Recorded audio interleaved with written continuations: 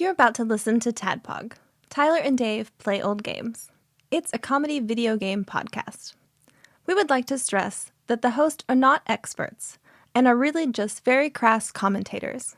Seriously, this is an explicit podcast that happens to talk about video games sometimes. So please enjoy this pretty okay podcast with Tyler and Dave.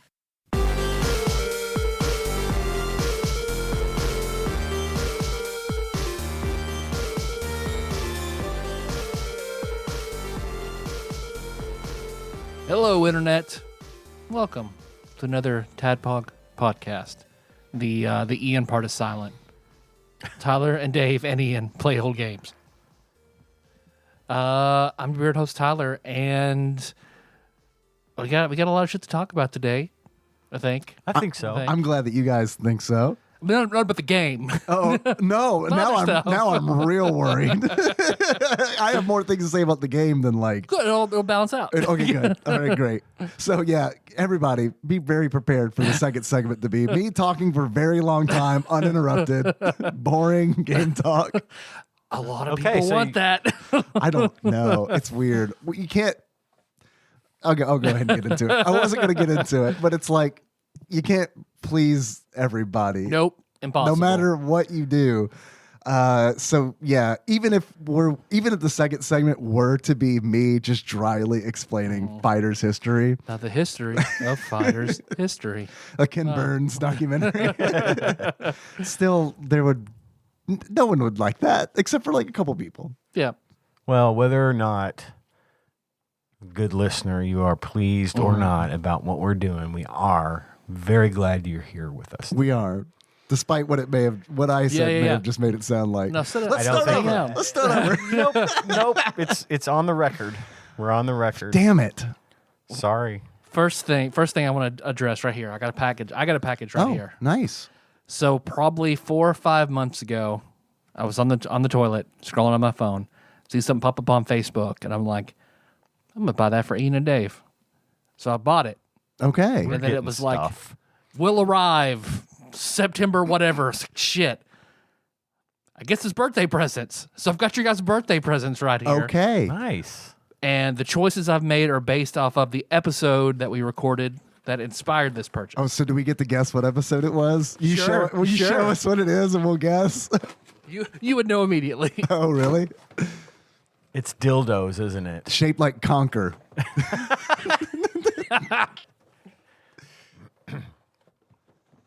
So based off of our Full Metal Alchemist. Hey, wow. This is a long time ago. Oh, I love this. I got Riza Hawkeye. So based off on like a murder fuck kill that we had between Olivier and Riza, I believe those were your choices. Nice. Thanks. I love this, You're man. welcome. This is These are awesome. Awesome. I know exactly where that's going. I saw a meme.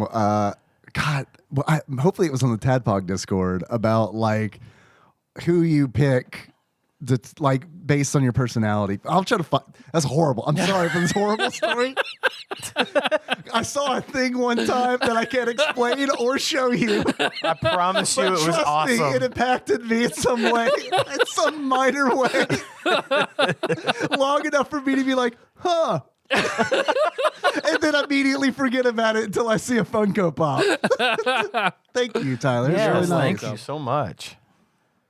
So yeah, I'm on some mailing list where whatever Funko's coming out in like 6 months. You want to go ahead and pre-order it now? Sure. Cool. So those, and then I got the most recent Moon Knight for Artsy AJ. Good, And that's then a I good ordered myself 8 Gates Might Guy that I thought Oh, looked good. nice. So I'll get that in like 6 months. Does I've got Charisma Carpenter have a Funko? Probably, right? Probably. There's got to be Buffy ones, so I'm sure there's a. Look, man, this Olivier Armstrong has the number 1,178 on it, which leads me to believe that there are 1,177 other Funko Pops. yeah. Charisma Carpenter probably has one, I'm right? sure she. The Buffy series, absolutely, she has one. Yeah. See, though, here's the thing. I've got a little bit of a beef with Funko Pops because as much as I love them and as diverse as that whole collection is, I mean, you can find them for just about anything. There's one that that doesn't exist that I think that would please a lot of people. Bud and Sissy. It's Bud and Sissy. I don't know if I mentioned that before. You have, yeah. Okay. So Funko, once again, I plead for. I know Funko corporate is listening to this podcast. They're like They emailed me a this cat's morning. whisker away from being a sponsor. Yeah. I've been working on it for 10 years, and boy, it's Just been a grind. Take it over the edge, guys. Let's have a Bud and Sissy Funko Pop set. It's needed. It's necessary. It would make my wife very happy too. You know why for the longest time, they were like, the reason we were saying frog pussy so often was that Funko was like, we'll only do it if you say frog pussy 3 times per episode. We met our quota For a little while. For a while. Oh, did they mean forever? Yeah, in perpetuity. That is a phrase I don't get to use often enough. So often I use it that I didn't even know how to say it at first. I had to take a second run at it. I did find another package when I was cleaning out snacks. I don't know how long this has been down there. Where was this package? Tucked down under here with the D&D Under the stuff. cart? Well, let's open it in Community Corner. Is it dusty? Save it for community corner? Yeah. Okay. Yeah. Yeah, we need to do a community We corner. do need a third segment today. Yeah, that would be nice. And since the first segment's going to be so short and uneventful, yeah, I did Well, nothing. let's take a break. And, no, Yeah. Why don't I've got a couple I got a lot of things. good response. We want to do another draft. yeah, totally. Yeah, do a let's draft definitely day. do another draft. I've got a couple of things I was just going to bring up. First of all, I know everyone is so excited to hear about what I've been watching. Ian, what this did you week. watch? Nothing. Not as much. I didn't break a whole lot of new Well, ground. that was definitely what we would call a ruined orgasm. Yeah. Well, I excel at that. I finished Harley Quinn. Nice. Just 3 seasons. Really, really, really fucking good show. I mean, that's like Emmy Award winning. It needs to be Emmy Award winning for just the writing, at least for an animated series. It is really, really well done. I have a Clever as fuck. weird question about that show. It just landed on my radar like super recently. Yeah. Did they do 3 seasons in 1 year, or has this been going on for 3 years? It's been going on for Wow. a while. It's just I'm the same. I've known about it. I'd heard about it, but I thought I didn't know it was going to be a cartoon like more geared towards adults. Yeah. But boy, was I wrong. That's like a marketing problem. It is, because it's worth a watch. I'm marketing it. Everybody should watch this show. It's awesome. And just to complete the set, I went ahead and watched the newest Harley Quinn movie, Birds Oh. of Prey and the Fantabulous Emancipation of Harley Quinn. Is it good? I really liked it. Yeah, I heard good things about it. I haven't seen Margot Robbie is so good as it. Oh, you said good. I thought you were going to say something else. But yeah, Yeah. she's Oh, good she's too. probably- Allergic to chicken eggs. Really? So the bacon, egg, and cheese sandwich she has in that movie is made with All duck frogs. eggs. All Really? frogs. That's an interesting fact. I Yep. did not know. But it's a really Man. great movie. I enjoyed the hell out of it. I look forward to more. Although, well, I won't spoil anything, but I do look forward to more of those. Watched a number of really bad, questionable horror movies on Shudder. Shudder is a great time waster, guys. For not that much money, you can watch all the bad horror you can find, and it's great. I love it. Shutter rules. I love Shudder. Yeah. I cannot. I love just sitting and playing video games and watching old 80s horror films, or even more recent than that. Some of them are actually pretty scary. You might find a gem in there from time to time, but The music, I love the music in 80s horror movies. Like, even when it's not a good movie, like when I was talking about the Toolbox Murderer or whatever, I can't even remember the name of Yeah. the movie. That movie fucking sucked, but it was funny. Like, Right. And there was Tits and Bush in it, which, Sure. you know, we can all appreciate. But the music in it was like, man, you just don't hear Yeah. music like this anymore unless someone is specifically trying to make this kind of music. you yeah, know? and the 80s, especially in the 80s, the concept of making writing a song for the movie that specifically says the title of the movie somewhere in the song, that trend is all but died out. We should bring back the early 90s trend where it's like at the end of a movie, we have a rap about the movie. Oh yeah. Can we get on Fiverr and find a rap artist to like do a rap about the show that we just recorded So- like at the end of each episode? And like The 90, new stinger is a Fiverr rap. there are but a few exceptions to this rule. Most of the time it's bad. Most of the time the song is really bad. Yeah. You know, something like but there are a few exceptions. What I can think of right now, Men in Black. Yeah, okay. The Will Smith Men in Black song is Wow. actually really good. There's the Wiki Wiki Wild Wild Wild West. West. Not great, but Wait, is that the one where Will Smith goes woo in it? probably. No, I think that's the one where he does it. And, Another exception to that rule. and Hitch. There's a movie called Deep Cover. It's an older movie starring Lawrence Fishburne and Jeff Goldblum, and it's really really fucking good movie. Hey, you got my attention with So those it's two names. but and it's not a comedy. It's a Yeah. hardcore drama. It's a really good drama about Lawrence Fishburne is a cop that goes into deep cover, and of course gets sucked into the world that he's supposed to be policing in a way, and it's really fucking good. But at the end of the movie, they're rolling the credits, and so this hip hop beat starts, and I'm like, oh fuck. You know, here we go. Shitty rap song incoming. No, man, it was Dr. Dre. TURTLE power. It was Dr. Dre and Go Snoop Ninja, Dogg. go Ninja. Wow. Did you hear that? It was Dr. Dre and Snoop Dogg. Okay. Snoopy was- Dog Dog? Yes, Snoop Doggity Dog. They recorded a song specifically for this movie, and it was fucking awesome. Yeah? Okay. So that was another exception to the rule of Was it like Deep Blue?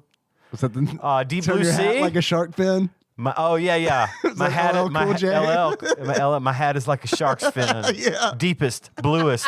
My hat is like a shark's fin. Yeah. Yeah, that one's not good. I don't know, man. It's funny. It's great. I hope he did it like sarcastically. I don't think so, but I hope so too. The ladies do love him. My aunt certainly did. Yeah. I could see why. Yeah. He's a great guy. She certainly did.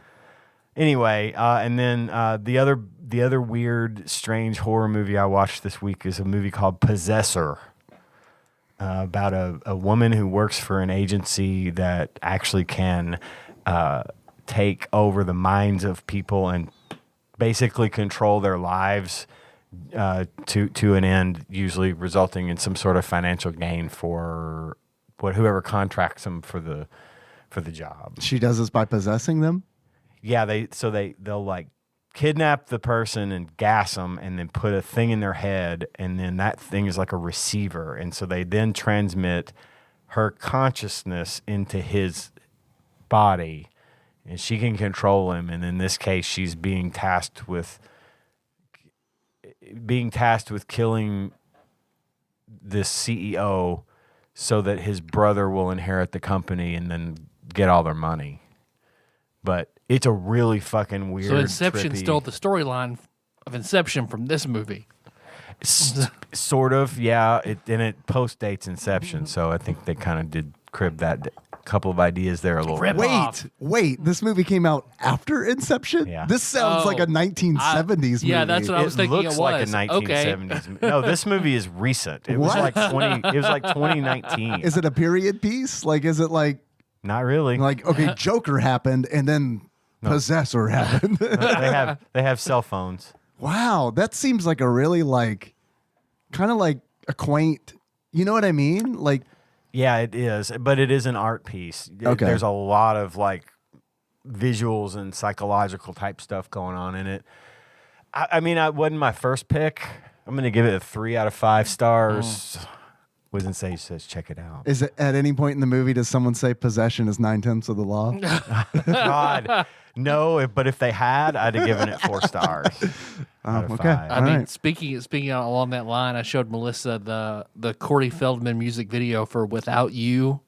Oh, wow. How She's like, about when that? was this made? How old is this? August Of when? this year. This past August of 2022. So you watched the video. Oh yeah. I thought you were Oh, going to yeah. say, and I'm still cleaning the sheets. Did I? Was I right? She just slid her way to work. Was I right or was I right? Oh man, It's the cringiest thing. Woo! Hell yeah! Wild Wild West. Hell yeah. I don't have much else. I was going to talk a little bit about multiverses. Yeah, please. Because I took a work trip, and because of that work trip, freed myself from playing multiverses every day. shackles And I gotta say, of man, the Warner Brothers. when I got back from said work trip, I was like, "Yo, I can play other games." Like it was weird. I did truly felt like I was freed from doing my online chores. Yeah. Well, I still am doing the chores. Yeah, I know you. I will break for a day. I won't always play every day. But, I was playing but I do play. I do play most days. Every day for at least an hour. I was playing this game. Which I think is honestly reasonable, but it never, for me, it's never an hour. It It turns into more hours. I guess it's reasonable, but what sucks is when I get done and I feel like, thank God that's done. Like I can check this off my list of things that I've done. got enough dopamine to check it off. Okay, I'm good. It's not even that. It's like finished all the tasks that this video boss has given me. You know what I mean? Where it's just like, why? Don't do that. I need to stop doing this. Right. But it feels like it is, and obviously it was engineered to like take advantage of that personality type. And it's like, that bothers me. And it's because it's like, God damn it, you're fucking hacking me and I know it. And I'm still coming back. I'm still putting the 40 quarters in to take the next step in Waterworld, you know? It's I enjoy it still. I do still like to play it, and just because that's kind of a genre that is still fairly new to me, and it's still satisfying when I'm good at it. Although I'm not good at it, I just am good enough to be able to win sometimes and enjoy it. sure. And I'm with you 100% that it is, for me, it is one of those games where it is only fun to me if I am winning. Like if I'm losing, the game it's miserable. It is, but that's also kind of fighting games. yeah, You know what I mean? is. Yeah. Like that's It also is. kind of like, You I either remember win or you don't. I remember being in middle school and being like, all right, Mortal Kombat 2 came out. I love Mortal Kombat 1. Going to the arcade and just getting destroyed immediately because there's a line, you know? Yeah. Like 2 lines. And you only get like one shot. You get and one then you're back shot, at the and then back it's of like, the well, line. fuck, that sucked. And it's just Yeah. like, it's a miserable experience. You go back to the end of the line, get back up. And there are people who love that. But like, I don't know, man. It's kind of like, I don't love that. I only have fun in multiverses when I'm winning, or B, Ian, when I'm playing with you. We do well together. It's fun. even It's when we don't. Yes, Do that's a podcast together. We should do a Works so podcast well. about it, about something. What would we do a podcast on if we were to be on one together? I don't Star know. Trek. Probably Let's do a Star probably Trek Star Trek. You could just explain it to me, and I'm not gonna watch any of it, and I'll just ask questions. I'll just recap every episode. Perfect. From my point of view. And I'll make stupid jokes that even I don't appreciate. Yeah. You've just described half of the last podcast on the left, where Ben Pretty doesn't do the much. research and just like ask Marcus dumb questions. Yeah, pretty much. And they're low-key racist all the time. Somehow they get away with that. I don't understand how. But anyway, Rick Sanchez just came out from Rick and Morty. He is actually a good character. Morty was kind of Gizmo was kind of Rick is fine. I'm not going to say Rick is like the greatest thing ever, but he's definitely one that you can pick We up wouldn't and appreciate play. it. We're not on the right level to understand how good Rick is. Yeah. So. I mean, yeah, Well, obviously, right? you can pick up and play it and get along. But what I found last night was the magic of bots, because I hate playing with the internet at large. You know, I fucked up. I took some bait the other day. I took the bait on somebody the other day, and What bait? someone messaged me, like, I didn't do great in a match, but our team still won.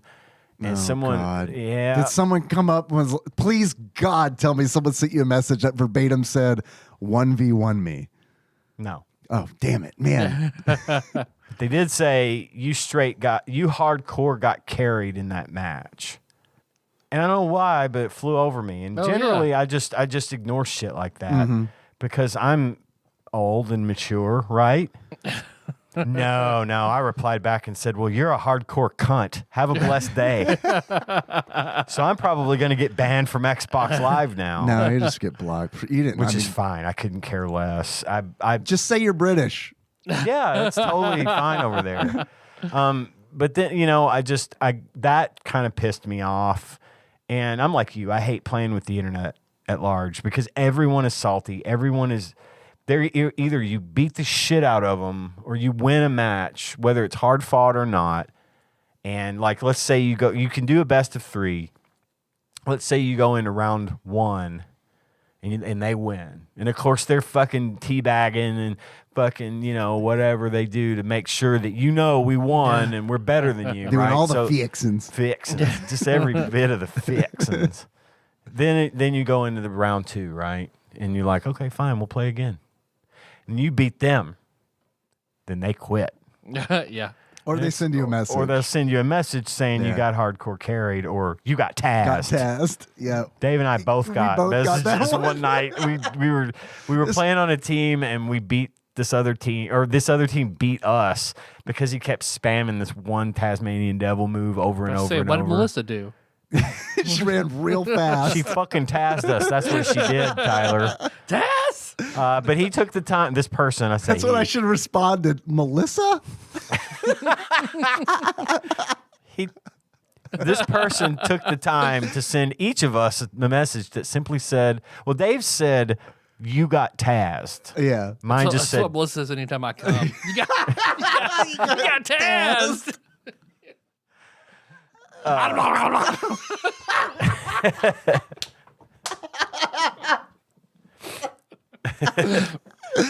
well, mine just said tasked. Just tasked.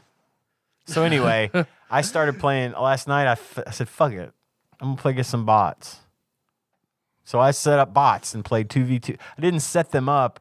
One of the options in the standard game is you can switch to bots. So the game plays against you, but it picks opponents and levels them up more to where you're at on that particular character. Mm-hmm. And I found it to be quite entertaining and quite challenging. It was fun, and there was no saltiness at all, and it was fine. Yeah, sadly, I don't get satisfaction out of playing. I haven't played against bots in multiverses, but typically I don't know, man. There's something... I just can't be pleased, I think is probably just I think is the truth of it. It's a bitter pill to swallow when you hate playing online with real people, but you don't get any satisfaction from playing offline with bots. So I understand that, but to a certain extent, I actually thought these were pretty good. This was a pretty good experience. So I give some bots a shot. Maybe you'll like it. I have a question about you bots. Don't build not the ones where you stack the deck. It's just like a regular game. It just populates it with bots. I'll try. I haven't tried it. I will try it. But you may still not be satisfied with it. But what I mainly want to do is playing with you is fun. Yeah, I do enjoy it. Playing with you is fun. I will do and against anyone. When we're playing, I don't care if we lose as long as I feel like you're not upset about it. Oh, you know what I mean? I never will be to that extent. Unless I make a stupid mistake or something obvious that's just be like, we were so close, but no, otherwise that'll never happen. But it is fun playing like that. That's for me. That's the key, because it's like when we play and we lose, I don't give a shit because we're talking, we're laughing, we're having fun. It's not fucking sweaty, try hard bullshit that like. When I'm playing alone and solo queuing and it's just like, fuck, man, it's just like, because it's just not as fun. It's just not as fun to like be playing with someone I'm not talking to, someone that I don't know. You know what I mean? But playing with you is a lot of fun. Well, we'll do it. I know I keep saying that, but we will do it. We'll get together and play soon. And I'll just keep either fighting bots or getting mad at people in solo queue. About the bots. So do you know how the bots work? I'm not sure, but I would bet you $100 that it has some AI learning. I mean, yeah. Because okay, you said that like it's an obvious thing. I think so. I know. I'm saying I think so. I don't know. But the reason I say that is because, you can go into the lab in training mode in multiverses and fight against like bots. Yeah. And like you can have them do different things. It's a proper training mode. You can set them to different levels of easy, hard, very hard, right? Kind of thing. Yeah. So I've spent some time in there. Whenever there's like a new character that I want to mess around with, I go into the lab and I look up the move list and try all the stuff. So what I've noticed is when I'm in training mode and I set the AI, when I set the bot to fight and they fight, when I get knocked out, they teabag. Yes, they actually do. And so like when I noticed that, I told Nikki, I was like, I think these bots are like AI. Like I think they're learning. They are, because it's like Clever girl. The programmer's like, all right, they're gonna see a lot of teabagging in this Shoot game. her! I never got teabagged by the bots in the actual 2v2 bot mode, but they all jumped off the side of the map when they were done. Whether if they won or like my bot partner would always Hari carry off the side of the map and kill them. I want to know about that because that's interesting. If they are learning, if they are like using if all those douchebags that win and teabag are teaching the AI how to be douchebags, that would be upsetting to me. That's and I would say lots of prayers that these people don't have children. Well, which I know they definitely do. I try to remind myself that there probably are children that like 24 years ago this was me without a doubt. 24 years ago this was me. I get that. And it's really hard. Back to, hey, I saw a meme the other day. This one I can kind of remember because I shared it with Nikki, and because I have a 7-year-old who's on the internet, limited, in a limited amount. But I saw a meme that spoke to me, and it was like, man, I get real mad sometimes on the internet when someone says some stupid fucking bullshit, and then I realize it's probably a 7-year-old. And it's like, oh yeah, I mean, yeah. It is. But anyway, that's all I wanted to say about multiverses. Let's play. I'm not done. I know I was talking like I'm done. I'm not done, but you want to play with me. Yeah, I want to play with you. I do too. I want to play with you. All right, let's make it happen. Can I come over and play? Yeah. I was actually looking to see if the game had. I assumed it was just online only. It has local multiplayer. Does it? Yeah. Oh, yeah, I guess it does. I think I do remember seeing that. And I had no idea because I was thinking, this would be like a fun game. Like it'd be fun if you could do this old school Smash Brothers style where like four or more people are in a room and you're playing. And I was like, it's a shame you can't do that. And then I was like, can you do that? And I looked it up, and yeah, there's a mode. So you can have 4 people sitting on the couch playing? From the way I understand nice. it, yeah. Well, Tyler or Dave, what do you got? What do you got, buddy? Nothing. I went out of town for work, and it was just shitty, and I'm back, and I'm ready for a day off. Yeah. So, yeah. Well, welcome back. Thank you. I didn't get to play much of anything, or even while I was there, I didn't get to do. I went to Benihana for the first time. All right. So I got that going for me. It was like, we got the new chef, I think, because like on the 3rd hour there, I was like, does it normally take this long? And everybody was like, no. But like at one point, this dude was like, I was really. You guys want to see me doing the X shit? Hold on. No, man. Hold on. No, man. There were no This tricks. time. And I'm glad. It's like, fine, no tricks. Because the last time I went to this was years ago. Hananoki. No, I never went to Hananoki, but there was that one place, I guess, in St. Louis that we went to. Oh, yeah. That's like the only time that I've been to a place like that. And they were doing when we got there, I was like, I don't want to be catching food like I'm a fucking dolphin. I said that. And they're like, don't worry. And it's like, good, I'll eat here. Because it's like, I fucking hate that shit where it's just like, you can do tricks. You are the entertainment. I am not. Don't throw food at me. I'm going to fucking throw it right the fuck back at you. If you're going to throw me fucking mackerels like I'm Flipper. Fuck you. Serve me. All right. I have a proposal. Yeah. When the 99 Lounge turns into bring your own hibachi, the three of us need to go. That's what they're doing. Something like that. It says on the sign, coming soon, bring your own hibachi. I know Nate pointed out I don't even know what that fucking means. weird. their menu is now, he said that it was Chinese. Yeah. I think it's Japanese because when I looked, I was like, I wonder if their Chinese food is good. And then I went there and I was like, oh, they have yahi soba? What is yahi? Oh, they meant yakisoba. Okay. It's like, that was a great start. I'm asking you guys officially out on a date to bring your own hibachi. Well, when yeah, it we're gonna have to. opens. We're gonna have to cover it. Let's go. Let's go. I'll dose up on antibiotics real quick first. That way the food poisoning can't get me. We'll ask it for a light bake on light everything, bake, so yeah. it's not burned. Everything we eat. Get that work- light bake, please. What the fuck do you mean light bake? Just don't Ask tell your me boss. you don't know. Ask your boss. Don't tell me you don't know what light bake is. My working theory is I don't that think it's the same. It's not going to be this. If it's the same guy, I'm turning around Please. and walking right the please, fuck back out. please let it be. This guy has no business running an Asian food establishment. Apparently, he had no business running a He pizza had place. no business running an Italian food establishment. He's Michael Scott taking a swing at various restaurants. But this Benihana was like quite an experience because like it did take 3 hours for our meal, and at Too much. one That was point all your free time. it that was day. no, it really was. Like we got out of the lab, we were like, someone mentioned, yeah, Benihana's right across from the hotel. You want to go there? It's like, yeah, okay, go there, and then we left, and it's like it's time to go to bed. And the meal was fine. The food was fine. It was fine. Not 3 hours worth, but fine.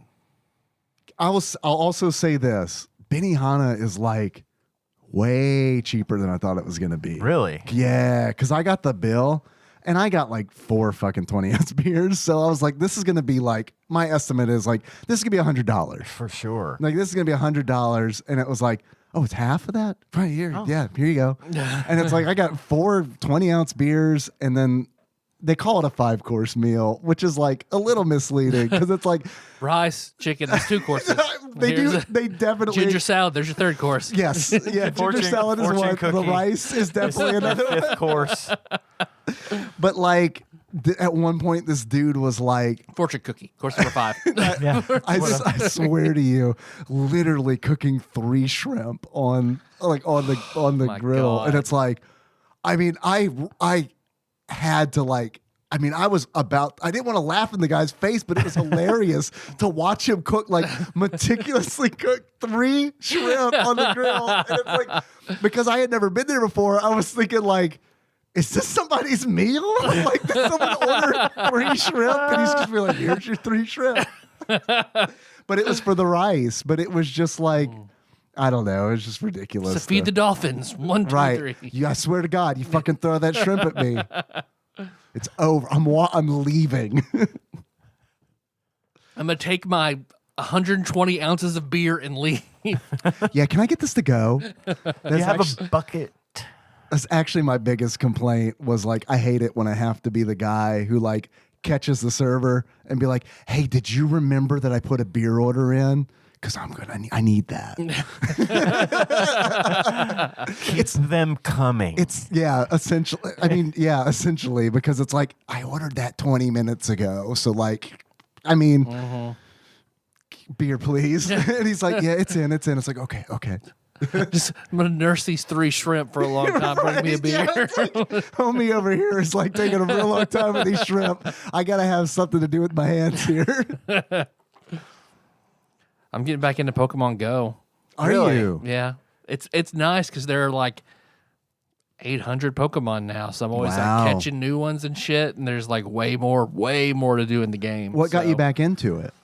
Usually, anytime I go out of town, I'll install it just to see what weird Pokemon are around. Okay. And then I did it last time, and then when I came back, it was like, man, there's so many new Pokemon just everywhere. This is nice.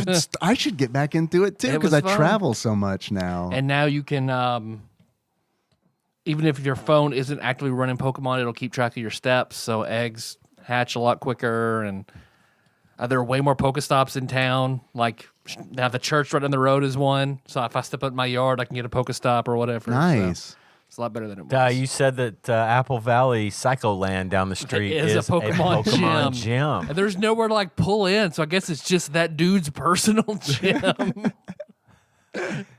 Can you buy it? Can you like?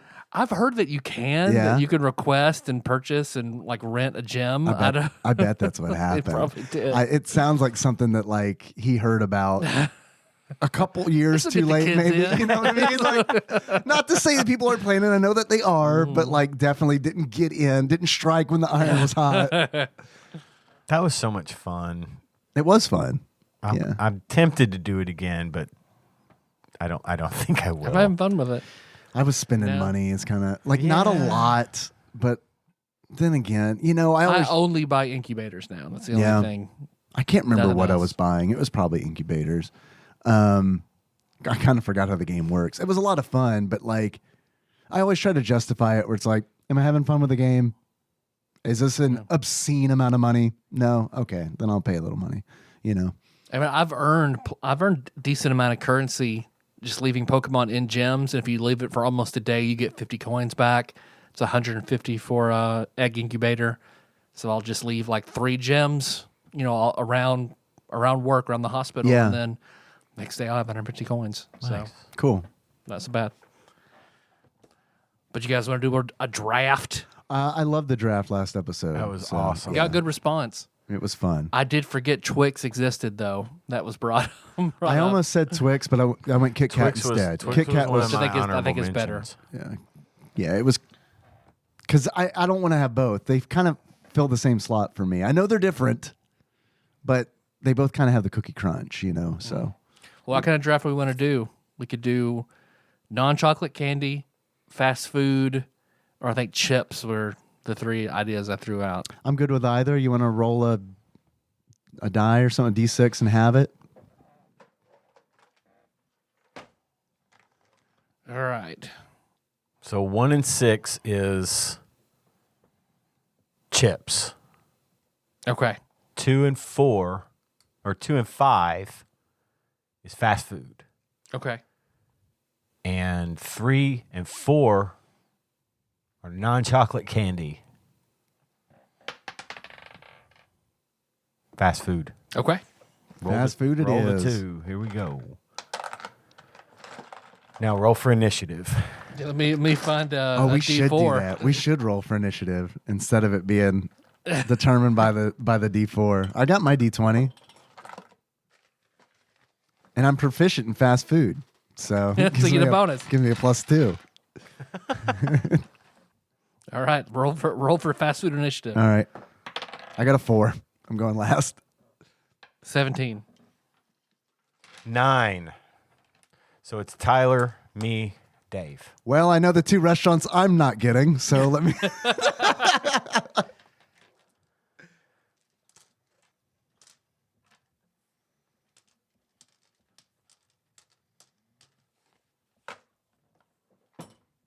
Thanks, Limbs die.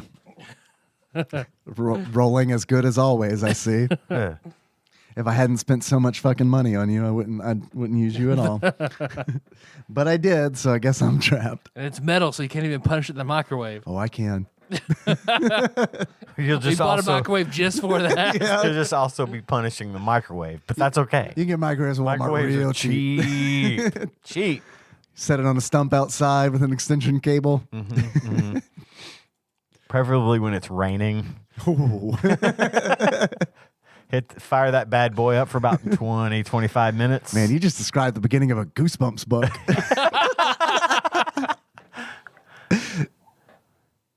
Fast food. I feel like I have to take, because it's not everybody's favorite option.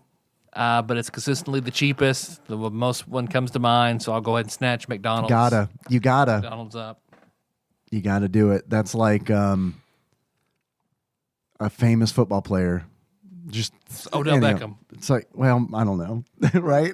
Oh yeah. Who's the most Dan famous? Marino. Yes, like Dan Marino.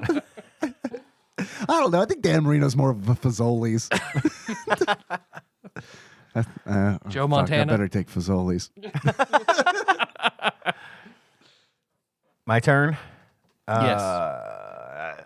Few things have the punching power of McDonald's, but I do believe Wendy's is a close second. So I'm taking Wendy's as my first pick.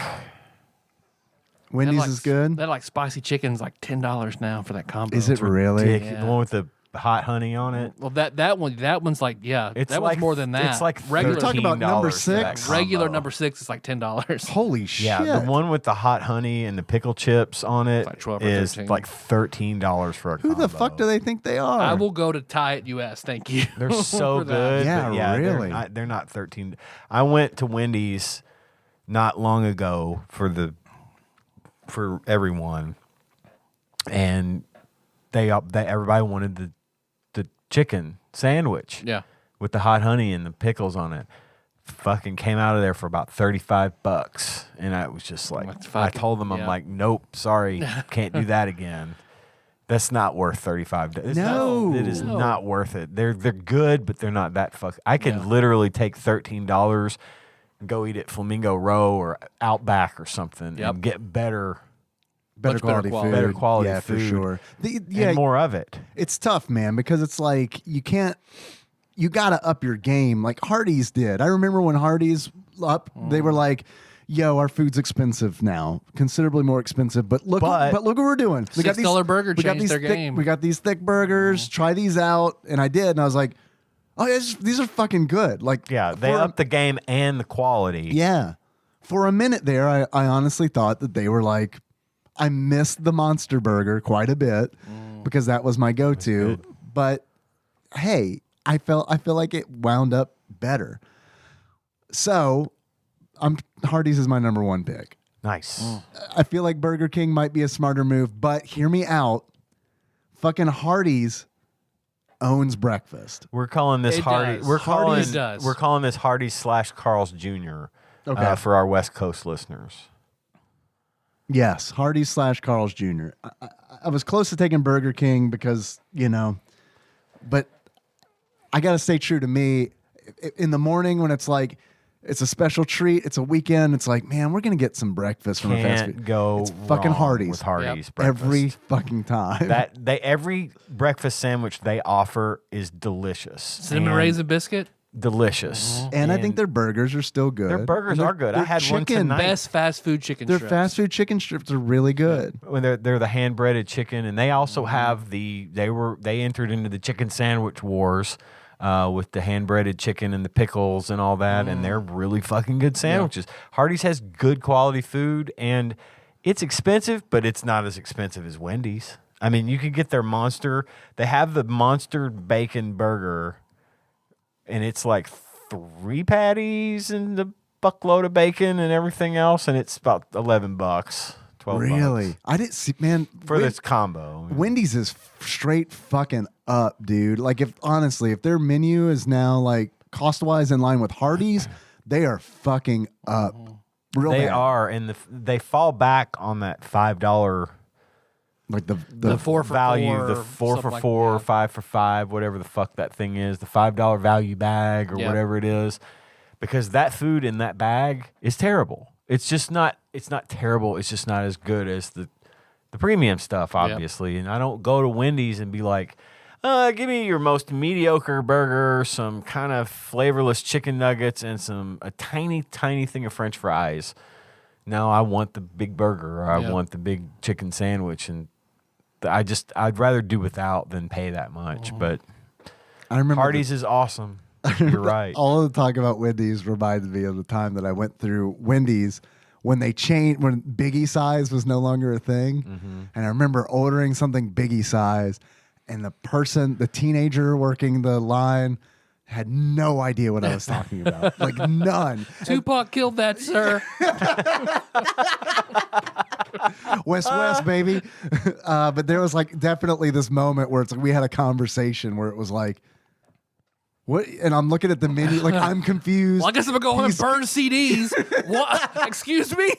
To be fair, I think I was in my 20s, you know? So it's like Biggie Size has been gone for a long time. Super Size Man. has been gone for a lot longer than I thought. Hey, we were in college when Super Size went away. Yeah. Well, I will go with my second round pick, who I think has the best marketing in the game right now. One of my favorite sort of, I don't know, it's contentious. People either love it or hate it. I love it. Melissa loves it. The kids love it. It's one place we always go and everybody's happy. And like I said, the best marketing in the game. I'm going to go Arby's, number 2. Arby's, that's a good choice. They have the meats. I used to be an Arby's hater, but I've seen the light since. Depending Arby's on is where good. you Horsey go, sauce, man. it's awesome. Horsey sauce is good, and it's also like Their French dip, solid. not French dip is what is my straight go-to. That's all I'll That's what get the there. kids get. Yep. If for some reason they're out of the au jus, which that does happen. What did you call me? Au jus. Bless you. I'll go with the giant roast beef because that's just an insane amount of meat between two pieces of bread. But that French dip, though, Their dollar sliders are pretty solid, too. yeah. There is it's one of my favorite places to go when I'm really watching my calories because you can just get a roast beef sandwich, like a single, and some horsey sauce, and that's not bad. Obviously, you could take the bun, but I gotta eat it as a sandwich. I don't feel like the roast beef is good enough where I just want to eat Yeah. the roast. You know what I mean? Yep, Eat it by itself. But man, they're crinkle fries, man.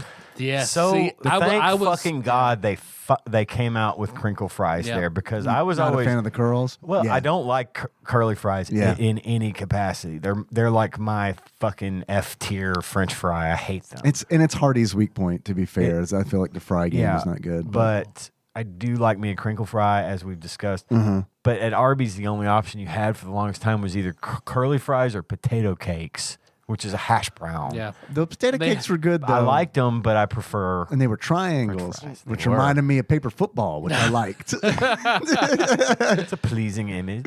Well, now they don't have RC Cola anymore. That was also a Achilles heel. They didn't know they I would had go RC. in college. I would go to Arby's, get a Big Montana, drive to McDonald's, and get fries and a soda. Joe Montana, McDonald's. It works. There you go.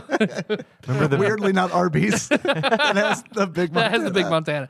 I wish I had gotten either the spicy Arby's sandwich or that venison sandwich they had for a minute. or the too. tiny Utah. The the minuscule Delaware. Thank you. the fair to Give me a Midland blonde sandwich. The fair to Midland, Colorado. I always liked that one. That was my favorite. In Arkansas, the Alabama sister fucker. Thank you. Only in Arby's. sorry, that's Abilama. Oh, Black Betty, Alabama. I'm up. And If you don't take it, I will. you can have it because Whoa! I'm going DQ. Dairy Queen. Man, that was on my That's a good list. one. my number 2. That was on my list Good too. one. I like their food, although it's not spectacular. It's decent food, but you got that blizzard. You got to have a blizzard from time to time. Chicken strip basket, chicken white strips- gravy. Chicken Right. strip man. baskets are great. Is it Texas toast in that white gravy? I get that. I get the ones that are dipped. That are the dipped type that have the sweet honey barbecue on them. Yeah. Those are good. But yeah, chicken strip basket is their best meal. They've got good burgers. I like their Firehouse burger. It's a good burger. Or there is a flamethrower. Flamethrower. Sorry. Flamethrower. Firehouse is a local fast food restaurant. But it's besides the food, they've got that Blizzard power, and Blizzard's what kept Dairy Queen on the fucking map, and why they still are here because of that fucking invention. So good on them. That's my number 2 pick, Dairy Queen. I scratched them off my list because they were on my mind, and I held my tongue when chicken strips were mentioned. and you said that Hardee's has the best chicken strips in the game, fast food game, which I do agree with, but I do think Dairy Queen has the second best. Easily. My only complaint about Dairy Queen is like, if I can't have Dairy Queen unless I'm prepared to have Dairy Queen, because like I know they're fast food, and I know fast food is typically not like a low calorie thing, but like fuck, dude, their food is like, it's like holy shit. Either they have a bottle that says the word calories on it, and they just shake it on the food. I know you're not fucking wrong about that. It's wild because it's like there are not like in most places like Arby's where it's like I can get a roast beef sandwich, bring it home, have some baked chips or something, or you know what. Dairy Queen's like, nah, man, fuck it's a that. commitment. Homie, we're not playing around. This is fast food. like, I don't know at what point you fooled yourself that you're eating healthy when you order a roast beef sandwich. We know what you want. We know. Right. Come on down. Yeah. Get some ice cream with that. They're leaning into it. I can respect that, but I also had to plan for it. Well, what's your third or second pick, Dave? I got to go BK. I got to go Burger King. Take it, because I do not like BK. Never Dude, have. Burger King is the Southside Burger King. I know this applies to only the two people here in the room with me. Southside Burger King's legit, for real. It never had a problem there. Is legit, man. And Burger King. In what way is this? Does it exceed the others in town? They have never fucked my order up, ever. Nerver. They've never fucked up my order. You got all your fixins and everything when you ordered them? Well, I'm not one of those people. You get it like it comes. Yeah. If there are too. fixins involved, Nikki's gonna make that run. Yeah. And I'll straight. She knows this, and it's like if we're placing an order, they don't have an app, and you want something special. It's gonna work out for everybody that you go, sweetie, because I'll say it once, and I'm not gonna ask them if they got it right. I'm not gonna check the bag. I'm just like I'm the worst guy to go pick food up because I'm just like, here's your bag, sir. Great, boom, in the passenger seat. I'm driving home. Yep. And that's why when Wendy's fucks me over so many times, it's like, nope, because I'm not checking the fucking bag. If I check the bag, they win. There's a certain trust that is implicit here. Right. And they violate that trust. Right. But you can't violate that trust by looking in the bag. Right. You have to get all the way home. Right. Today at Jimmy John's, the dude, I went to the drive-thru to pick up, which I don't normally do. I normally run inside to grab it. And I'm like, fuck it, man. It'd be so much faster to go through the drive-thru. Wrong. Because there was someone in front of me not knowing what they wanted to order. And it's like, I got to wait for them to order. And if I go to just park the fucking car like I normally do, get out, go in, they see me all the time. I'm like, hi. I grab the thing off. I grab my bag off the rack and I'm gone. There's no escaping the drive-through at Jimmy John's. It's designed to track you. No, it's like this strange curly loop thing. That you cannot get out of. It's one way. It's almost like they put spikes behind your tires. Dude, there was a moment where I was like behind this car that was taking forever, and I thought I'm just gonna back it up. And then I was like, take that one. Where was that curve again? Because I mean, it is like this figure eight kind of like bullshit. And it's like, never mind. I'm just gonna sit here. But when I got to the window, What is that diagram? That's like the curve. It's like the round. Oh God. There's a name for it's like use it in math. Some weird curve. It's shaped like that. I'll have to look it up. Anyway, sorry. Go ahead. I'm the wrong person. Yes. It's not. How many sides does it have? No sides. Circle. That's the one. Oval. But I got to the window and the guy gave me the bag. I was like, thanks. And he's like, hey, you want to check it? I'm like, okay. Do I need to? I mean, it's like you guys always have this. And I opened it up. I was like, 2 things are in here. Looks good to me. And he's like, okay. I do the count thing too. I'm like, 3 fries, 3 sandwiches. Yep, that's fine. Yeah. That's as much as I'll do. Yeah. Like I'm not.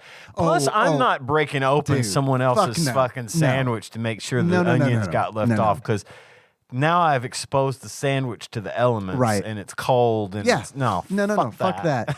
And it's like, if there are more, like, really, if there are more than 3 things in the bag, I'm not even doing a count. Like, it's just like, I'm going to get home. We're going to eat what's in this bag. I got magic food bag. So it's like, people are either going to be happy or upset. But hey, if I have to drive back there, I'm going to be upset anyway. So let's just eat what's in the bag.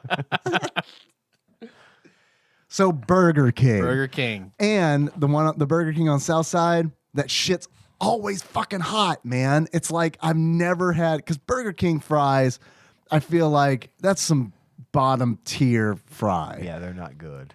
Satis fries. The saddest fries were really Damn. good. Them Good. crinkles. Yep. But here's what I do at Burger King is I get my burger sandwich and then I get the chicken fries. And I have a little turf and turf. That's what I like to do. Nice. So for my 3rd round pick, I have to go with the place that I think has the best fast food side, period, hands down. It's number 1 side for Captain me. D's.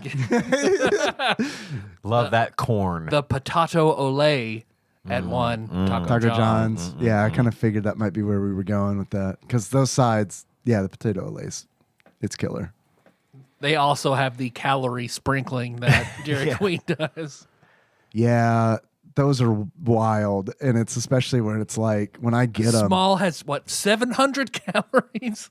But a small is pretty large. You know what I mean? Like, there's also that. Because, like, Yeah. I've made the mistake before of ordering a large potato olay, and it's like getting a bucket of popcorn at the movie theater. They, like, got to get a second guy to, like, help carry out to the car. By the time you get to the bottom, the weight has compressed it into a hash brown. Someone ordered the large again. Fuck! Well, by the time it gets out to the car, the bottom of the container is so soaked with grease, it Yep. just falls out. I'm up. Yep. You're up. Well, I'm doing this on the fly. I have no plan. Like Indiana Jones Yeah, just like Indiana Jones with the bazooka. and the bazooka. KFC.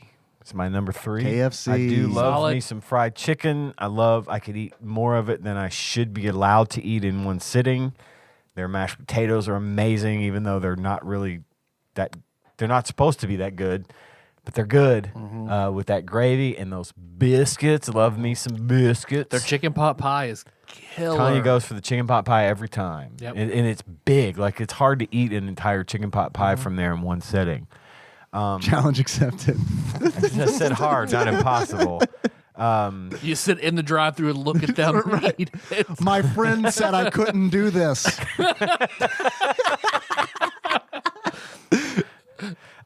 Ian, is that who you're talking about? Sir, this We've is a had 8 Wendy's. people do that. Damn it.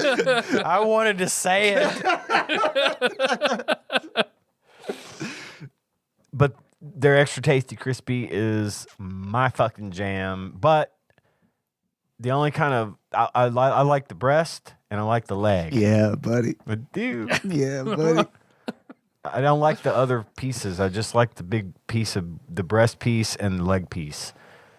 But yeah, I could eat myself sick on Kentucky Fried Chicken. Not so much the foot piece. Don't None like of the us. beak. None of us are foot people. I don't like the bucket o' beaks. I'm not a big fan of those. Nah. Try though they might. The deep fry just doesn't get that crunch out of those beaks. Makes it a little too crunchy. It's too crunchy. So KFC is my number 3 pick. Give me some of that good old KFC. I'm going Taco Bell.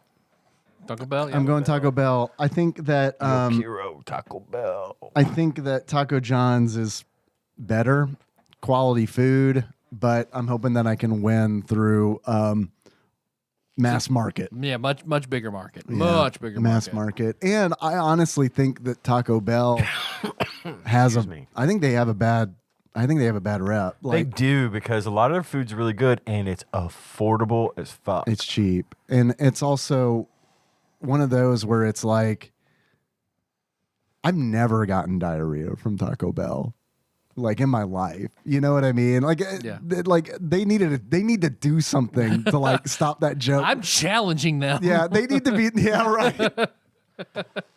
No, they need to do something like anytime someone says like Taco Bell gives them diarrhea, like someone needs Prove it. Bring it in. Someone needs to jump out of the bushes with a Subway sandwich. Right. Here, eat Just lettuce. this. Yeah. Eat this. Try this. Extra lettuce. Have you tried this? Are you sure you don't mean this sandwich gave you diarrhea? This is a bag of Subway lettuce, tomatoes, and mayonnaise.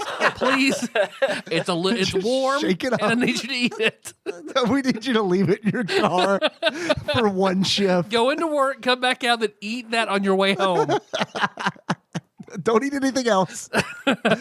Make sure you drink a lot of coffee. You can have an old bottle of water that's been in your floorboard for a week. So I'll go Taco Bell. Taco Bell, the Taco Bell app rules, man, because that's when I do get funky and fresh, and I'm like, fucking throw some jalapenos on there. How else can I customize this motherfucker? Because it's like you can order the cheapest thing on the menu, which is like a cheese wrap, And then get all the it's like, free shit boom, on boom, it. boom, boom, boom. And I know the guy putting it together is like, fuck this guy, but I also do this.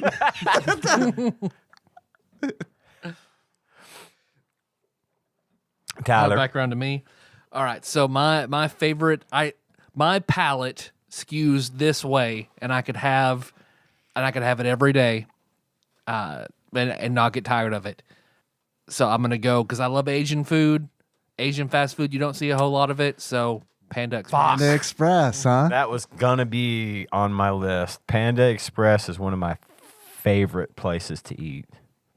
Good, solid choice. I think their orange chicken. Oh is- my man. fucking God. Over their sticky white rice. They make the best rice. It's super sticky and big clumpy. You can pick it up with chopsticks easy. Love that shit. God. Man, you just like mentioned a whole bunch of my search terms in one sentence. Big chunky. Clumpy, white. Sticky. Big pieces. Chopsticks. Wife car. Good pull. Is it my turn? Oh man, It's my turn. Yeah, Ian's turn. Well, Panda Express notwithstanding, Do we have one of those, by the way? we don't. I didn't Of think all we the did. restaurants we have a Panda Express. I wish we would get one. Did we I at think one point Clarksville's in the the mall? closest one. Okay. There's one in Carbondale. We and had a there's one in Panda Clarksville. something. in the Okay. mall. I hope it was Yeah. Panda something. Panda, Oh, that's right. Well, Panda, whatever. I don't remember what it's called now, but you're right. It was called Panda something or Man, other. god damn, let's open a restaurant called Panda something. Just Panda. I don't know shit about Vaguely food, Asian food. but I can make the logo and the menu. I can do all that shit. Just called Panda with a question mark. My fourth pick is speaking of ridiculously customizable things on apps. Jimmy's John's is my number 4. That was on my honorable mention. Okay, Jimmy John's. You can get those sandwiches customized just as much or as little as you like. man. So we're doing sandwich shops because that fucking changes the game. It's a fast food place. Is it? It's freaky fast, Dave. I think as long as it has a drive-through, I'd consider it fast food. So Outback? Outback have a designated drive-through? Outbacks have. Oh shit! Outbacks have. Yeah, COVID changed the fucking game. But I guess I mean, it's a fast food joint. it though. is. It's- But it's it bums me sandwiches, out but because it's like I think we could do a fun sandwich shop draft. we still can. yeah. Okay. We Okay. still can, but as far as fast food joints go, I'm going on stuff that I go to fairly regularly, minus KFC. I don't go there a lot, but Liar! Don't lie to me. Jimmy's John's is on my I list. I think they all count. Subway, fucking Subway would be Schlotzsky's, if we ever had a considered fast Schlotzsky's food, Deli, Jimmy John's, Penn Station, Jersey Mike's. I think they Okay. all count. Yeah. All right. You know, and I think they need to be somewhat national. I mean, I know Taco John's is not, nationwide, but it covers a wide enough area. You're not gonna like my next pick. Do you want to do revision then? Do you want to do a revision to your list to put a sandwich place higher up and bump something down? I mean, I might have taken Jimmy John's, but no, they're the only one I'd get. Yeah. I mean, Firehouse is good. I wouldn't put it on the list, though. Firehouse is good. Firehouse is good, but I don't know. I mean, feels weird to me. Yeah, I get that. I do. It feels weird to me. Jimmy John's, I think, is much of an easier sell. Is like, that's a fast food place. Well, they've got I just think they're so much farther superior to, like Subway, for example, Yeah, for where sure. they don't overcomplicate it here. This is a sandwich. You can get whatever you don't want on it, and we're gonna have it ready for you in 5 minutes. You know, Yeah. like I can leave I will order the sandwich, and as I'm walking out to my truck, we've got your order ready. Yeah. It's like, yes. Yeah, they're awesome. But it's also delicious. Their Mm-hmm. the Hunter Club with the roast beef. I like the Jimmy Cubano. I think they have the best lettuce wraps. Period. Yeah. They Definitely. do. The And only place I love their gargantuan unwich. I think that is my favorite sandwich they have. Right, and I love that they really upsell that. Like that is not just a footnote on the menu. That's something that they promote. And they say, hey, you don't want bread? We can hook you up. It does with hurt. good shit. It does hurt to pay with bread prices, though. Yep. That always That bothered does me suck, when I yeah. was eating them. Where it's like, Yeah. man, I'm paying bread prices for lettuce. You know what I mean? Like, True. cut me give me $1 off. Give me $1. $1. Yeah. You know, it doesn't Yeah, have to be yeah. much. Just acknowledge, yo, we know we're just giving you lettuce. We didn't have to bake this or nothing. And this lettuce was super fucking cheap for us. So we'll cut you in on the savings. Pass the savings along to Pass you. the savings along Adding to hot you. peppers. I It's like a adding hot circus peppers of there. values. Yeah. They used to have sprouts. I love their sprouts. They've They got rid this of new those. kickin' ranch now. The ranch is Holy good. shit. Yeah. It's got that nice little spice to it. I love it. I'm hungry now. Dave, I'm hungry, too. Dave, what's your fourth pick? Domino's. Domino's? Domino's Pizza.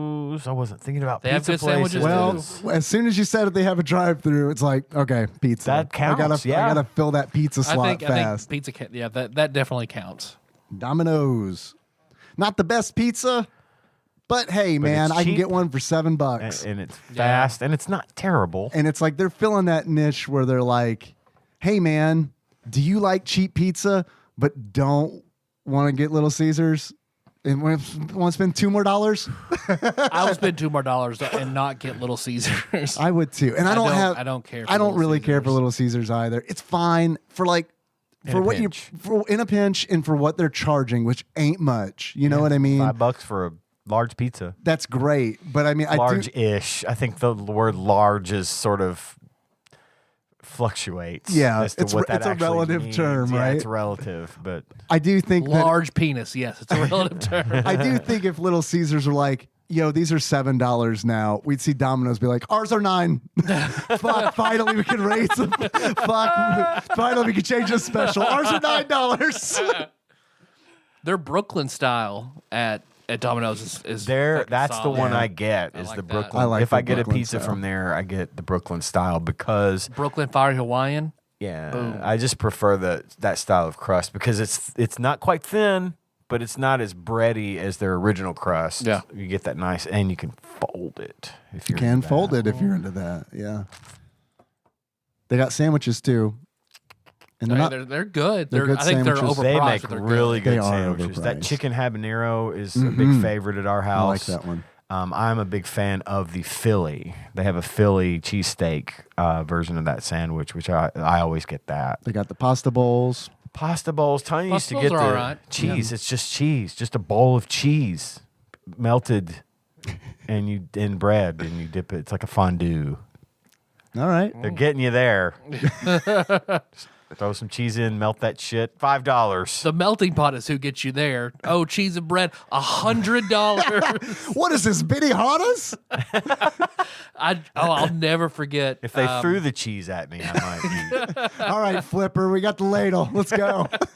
Going to the melting pot for like my bachelor party, and then getting like a meal for two, getting the full like spread.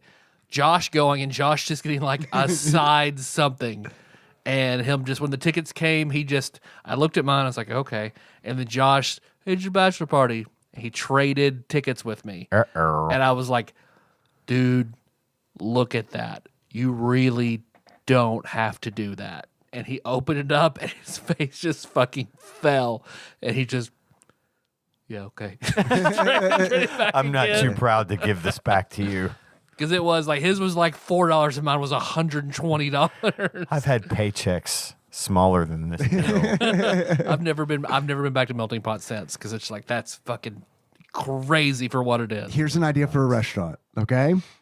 You go in, you eat, and then when you're done eating, you're given a piece of paper and you write down how much you think you should pay for it. The humble bundle And then of restaurants. And then a negotiator comes out and you negotiate how much the food is going to be. And that's the whole, that's the gimmick. There was an Armenian place downtown that probably would have done that if you'd. There was an Armenian place downtown? Yeah, it's been Fuck, gone I didn't for know a about while. that. There were numerous health code violations. Oh, and things. good thing I didn't know about that. Yeah. But they did have like a nice big spit of meat they would cut. That they would spit on. Oh, was that would Martin spit Fierro? Yeah, Martin Fierro. But it was good.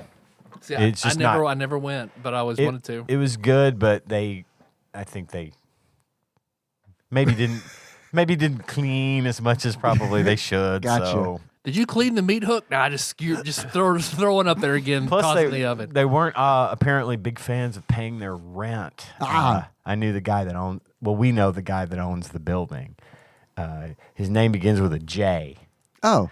And he said they never paid their rent, so he had to evict them eventually. But yeah, now it's that sports bar, the Over Under. Yep. It's good. The over-under is pretty good. Over Under is good. We had a leadership event there like 2 weeks ago. Still going strong too. Gage went out there not long ago, had some dinner with somebody, and said they were busy, and I like that. It's a lower town place that's still doing business and making it happen. So I hope they're there for a while. But they won't go on our list because Not fast food. they're not fast food. My number 5 is probably going to be my most controversial one, which I love it. I love it for the first. I love it while I'm eating it, Cat and and D's. immediately after. Close. Got to be Cat and close. D's. Has to be. Long John Silver. That is- Long John Silver. That is good. I love me some It Long John tastes so good when I'm Silvers. sitting there eating it, but man, I feel fucking terrible. I mean, my day, the rest of my day when is the food shot. actually gets into your belly and Yeah. inflates to 3 times its original Yep. size. Yeah. That's always a shame because it definitely doesn't taste as good 3 hours later because you can still taste it 3 hours later as it did going down. But I do love me some Long John Silver's fish. Those fish fillets are the tits. I think they're great. And their fish tacos are great. Yeah. But Yeah. Not a controversial choice as far as I'm concerned. fried fish is okay. Yeah. Oof, not from there. It's okay. My number 5. Well, I'm gonna hit the. I wasn't thinking about pizza, and I do very much love me some Pizza Hut. Oh, I thought you were going to go Papa John's. Nope, I'm gonna go with Pizza Hut. Okay. I do like Papa John's. They have a great menu, a lot of good Yeah. food there. Love the Now Papa that Papadilla. John is no longer a part of it, yeah, The Papadilla is something They special. should change it to Papa Shack. I'm with you 100%. They really should. I mean, call it Papa Shack. And it's like, yeah. Pizza Hut was always Shack's one- house to compete with Pizza Hut. Shack's house. Shack's shack. Shack. Pizza Hut was always one of those fun places to go when I was a kid. The Yeah, atmosphere was the red always cups. The red cups. We talked a lot about the old school pizza joints, back in the day. Now, Pizza Hut was never a Godfather's or a, kind of a gaming type of place. But I loved the atmosphere of the Pizza Hut. But I've always liked their food. Yeah. Their pizza's really good. I love the fact that they have a great big salad bar out there Yep. for that option. And it's affordable. I mean, really, you can get pretty decent pizza. It's not bad pizza. It's pretty good pizza, and it's affordable. Yep. So I'm Pizza's in. fucked up, man, because it's like, hey, man, I want to get a pizza. Should I buy this from the grocery store for $40 or should I order one for $7? Yep. You're right. Well, one of these is better, and it's the $7 one because I I can don't have get to it. make it. Yeah. and Well, I'll someone tell you- brings it to me. I'll tell you I what get we've DiGiorno for the same price. I can get like a large one topping. Like It's Papa John's wild. pizza. It's Yeah. wild. I'll tell you what we've been doing because I've mentioned this many times. We have pizza every week. Once a week, we have pizza. And we were going to the local place, Michael's, and we were going Yeah. to the Nine-Eyed love Lounge, Michael's. where I Michael's is wasn't good. getting the light bake. And we've tried it all. Pizza by the pound's too expensive. Nobody in my house really likes Domino's. Pizza Hut's kind of hit or miss for other people in my house. What we have settled on finally, and I think I may have mentioned this before, Sam's Club. Bagel bites. Oh, yeah. No, you go to Sam's Club Pizza. So you go to Sam's Club and you go to the restaurant. You don't have to have a membership to do it either. You do not have to Really? be a member to get food there. Now, normally you can go in and just, so you could, like for lunch, we used to go there for lunch and we would order a slice of pizza, which is like huge. It's the size of a piece of printer paper. And a slice of pizza and a drink is less than $3. Holy and shit. it's amazing. It's really good pizza. It's super greasy, so John Turley and I would get it. We'd have to take a bunch of napkins and sop up the grease off of the top That's what we used to do in high school. because damn, that's just not. But you can get whole pizzas from there, You do and they're take and bake, They're right? no, they they cook it for you. Like the same pizzas that they serve, you can just order them in whole pizza form, and so I've started. There's 16-inch pizzas is a large. I could get 2 of those for $19. Wow. That is a lot of pizza, folks, for $19, and it's good pizza. So I'll go in the Sam's Club on a Saturday evening, order the 2 to go, and they'll fire them up, cut them, put them in a box, and I take it home, and we eat for 2 days on those fucking things. So that doesn't really count as a fast food, but it's definitely an honorable mention for me, for anyone that has a Sam's Club where they serve pizza. There's your bargain. You get good quality for a fair price. They throw pepperoni on there. Yeah, Like what do you get a pepperoni, you get a cheese. Now I think they do have ones. We're just pepperoni or cheese God, family. I'm fucking hungry. This is ridiculous. I didn't eat before coming up. Normally I do, but Yeah. like it's been a crazy fucking day. Well, you can get the one topping. Or we get just cheese. But I think they do have like a meat pizza or a supreme. I don't know what those cost because I've not ever bought those. Yeah. But I don't think they're much more. Cool. But I'll have to check this definitely. out. Sam's Club. And like he said, you do not have to be a member. You can walk right in, go to the deli or not the deli, but the little restaurant thing and order your pizza. Nice. Walk right out with it after you pay for it, of course. Ian said I could take this. Oh, they'll let you. If you mention my name, nothing special. Okay. That's my number 5. Dave, you're up. Last pick. I don't have a chicken place. So my heart tells me to go Popeyes, but I'm going Zaxby's. I fucking love Zaxby's, man. Like when our Zaxby's was closed for months, we were real fucking sad in my house because it was like, Why was it closed? I don't know why it was I don't know if it changed hands or what, but like it reopened with like new everyone. Like the whole staff was new, so Okay. I don't know what happened. It was also during the pandemic, so I don't know if that had anything to do with it.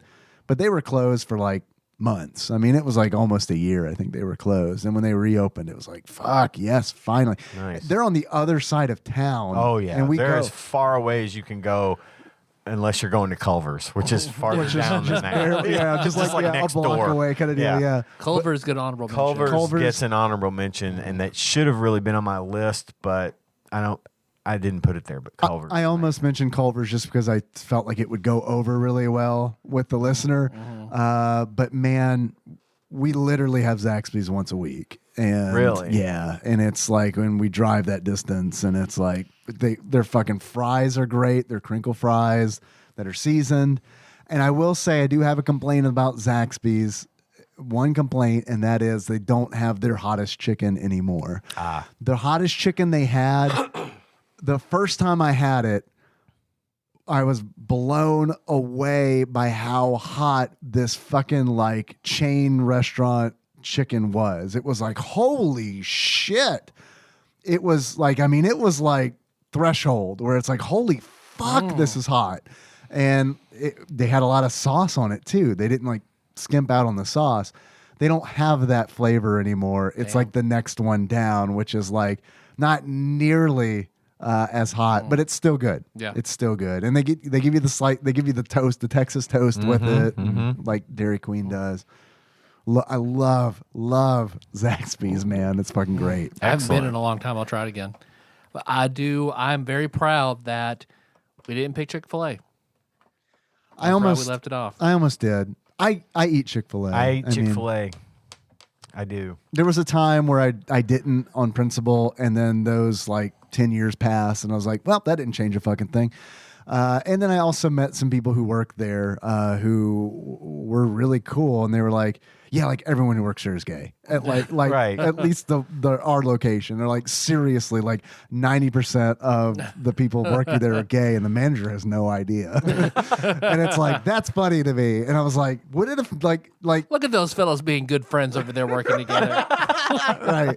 So that kind of like, I don't know. That was kind of like, there's some absolution there. Those crazy kids. So If I didn't know better, I'd swear they were flirting. but I almost did. I almost said Chick-fil-A. I think it gets an honorable mention for me. And honestly, if I'd have thought of it, it probably would have made my It's list. fucking tasty. It's good chicken. It's fucking tasty. Can't I don't help it. agree with. Their politics sucks, but their chicken is really good. It's real good. So And I've never had this place, and I almost put it on there because I want to so badly, is Jollibee's. I don't know what that is. no, I've been watching it. The closest one is in Chicago. So y'all want to run up there real quick? I'll be there in November. I'll definitely go to a Jollibee's. Because hit I've the heard, train. I posted it online that I wanted to try it, and my executive chef, his wife, she's like, I love it. We used to live next door to one. I ate every day. Jollibee's is life. So there's more than just one. It's Yeah. like there's multiple locations. Cool. It's the cousin to Hattie B's, is that? yeah. And the lesser known Barney B's. Fazoli's. I know I joked about it earlier, Fazoli's is a good honorable Can do a mention. good- but It's honorable good. mention. It is a good 'cause honorable it's mention. like- There's those sandwiches that they have, the submarinos. Yeah. Those are good. Breadsticks, man. Breadsticks are amazing. Their There's pasta's good. spicy baked ziti. Yeah. Very good. really? And about 500-ish calories. It's like Okay. that's a good proposition, you know. Yeah. Breadsticks. The breadsticks are Just the fact that they're just never ending. If you go in, just keep, I do love keep Pizza Hut's getting breadsticks. If we're talking about breadsticks, yeah. though. Pizza Hut has out of the pizza places. Pizza Hut has the best, I Yeah. think. I can say that my pick of Pizza Hut was a true legitimate pick because I actually worked for Pizza Hut and I still love it. And Me I too. still Me do, too. and as a sponsor. That's why I mentioned Pizza Hut. Use promo code TADPOG at Pizza Hut checkout. Probably won't help, but you're always just You'll get give a it shot. rejection, but we like it. With special instructions, listen to our podcast. And then huge honorable mention. I really wanted to put them number one, but I knew it wouldn't earn me any points. Just hamburgers. Love just You can't- hamburgers. yeah, and that would be at the top of the list if everyone listening could experience But it. nobody. But they don't know. There's Yep. literally only two, and the fact that there are two, like That's when the second a one lot, opened, it was yeah. like, wow. Huge, and they replaced the Backyard Burger. Yeah, which I mean, I like Backyard Burger. backyard burgers. There's something. I like their black and blue. There's That's about something about look, backyard burgers tasty. I haven't been since college because literally every time I'd eat backyard burger, I would get the shits. I don't know what it is. I'm not saying that, Yeah, it never gave me a problem, but I don't know if it was the way stuff was seasoned or something about it was like I just had to. I loved it, but I had to stop eating it because it's like this is gonna give me the shits. well, Backyard Burger was the only place in town that I can get a good mushroom and Swiss burger outside of Hardee's. Yeah. Like Hardee's mushroom and Swiss is my first choice, but then a good old Backyard Burger has those. Owned by my CEO. Oh yes, Mhm. that's right. Okay. But yeah, good stuff. It was a good draft. I enjoyed that. That was fun. That was fun. Thank you, yes, guys. thank you. Well, we're at, boy, oh boy, we're 4 at, hours. we're at almost an hour and a half. You guys want to take a little break before we get into fighters history? Sure. So about that community corner that we definitely need to do. We'll Yep. do it. We're doing it. Maybe next time Doing it. you can do it without me. All right, guys. We'll be right back.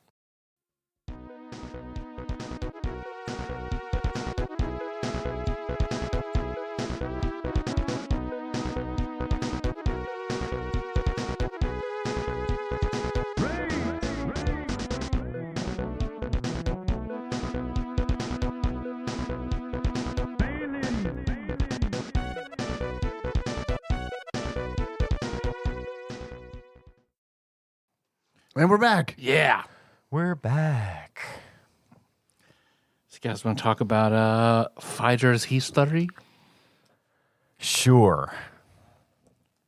Let's do just that. So looking at the box art for one SNES game, Fighters History, how did it make you guys feel? Because it made me feel weird. It is a little uncomfortable. It's uncomfortable. The composition is off. It's all like left heavy. And there's one big giant face in there, which is the big boss Karnov. That's Karnov. Not to be confused with Karnov. I think it is Karnov. No, it is Karnov. Is it that It's Karnov. Karnov? It's that Karnov. Oh, okay. You might be confused because the Karnov on the cover of this game does not look Russian at all. No, in fact, he's he He looks looks like Majin Buu from Dragon Ball Z. he looks overtly racist Asian. Not that he is an overtly racist Asian. He's just drawn that way. But it felt cheap. It felt knockoff-ish, and I guess that's appropriate because to me, that's kind of the way I felt about this game. We're going to get into the fact that this game was, in fact, a very blatant Street Fighter knockoff. To the point it went to court. Yeah, Capcom sued Data East over this. They did not win Yeah, Capcom lost. that lawsuit, but it was close. Data East's argument for that was that they invented Karate Champ Right? and that they set the standard for fighting games, and therefore they sort of had a license to do that sort of thing their way, however they saw fit, because we were the first to make a real kind of the first actual fighting game, which they said was Karate Champ. Which is, I mean, It goes way back there, and it was a good game. I remember playing that with my dad. I liked Karate Champ. One of the few games I liked to play in the arcade. Yeah. It's on that mini arcade machine I have in there on the rack. Cool. So Another argument that they made that Data East made was that all of the characters in this game use fighting styles that are found in real life. And I mean, it's like kind of, you know what I Okay. mean? throwing fireballs like Right. you can find in real life. But you're right. But I mean, there are like, Tornado hands, definitely real life. Kung Fu and, Muay Thai. And so, I mean, Wrestling. right.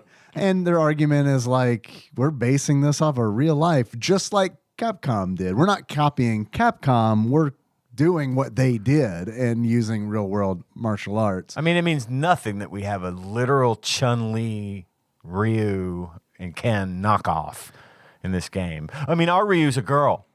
It's totally different. But I'm really glad that they won. Me too. Because if Data East had lost, it would have set a really weird precedent for Yeah. games, because then all of a sudden it's like, what can you make without being sued? And it's like, I feel like, No, we own punches. Sorry. right, Can't make Yeah. punch game. right. Yeah, Mortal you can only Kombat. slap. Mortal Kombat could have not happened. Right. Who As knows? a result of that same kind of thing. And not just because it was overtly violent and ripping Right. spines out, but Right. because it was a copyright infringement. Right, exactly. And like, so I'm really glad that they won, because it would have set this precedent where it's like clones of games wouldn't exist. And I know it's like, that I feel like would be really detrimental to like the evolution of video games yeah. because it's like even when you have clones, I mean, sometimes they introduce a new element and it's like that element influences another game and then it's just kind of like it feels like it has to be that way in order for it to evolve. Well, I mean, we've played so many games that were so similar to other games, but had some additional feature or element that set it apart enough to be like, hey, this is a cool feature. Everything about this game kind of sucks, except this was a neat feature.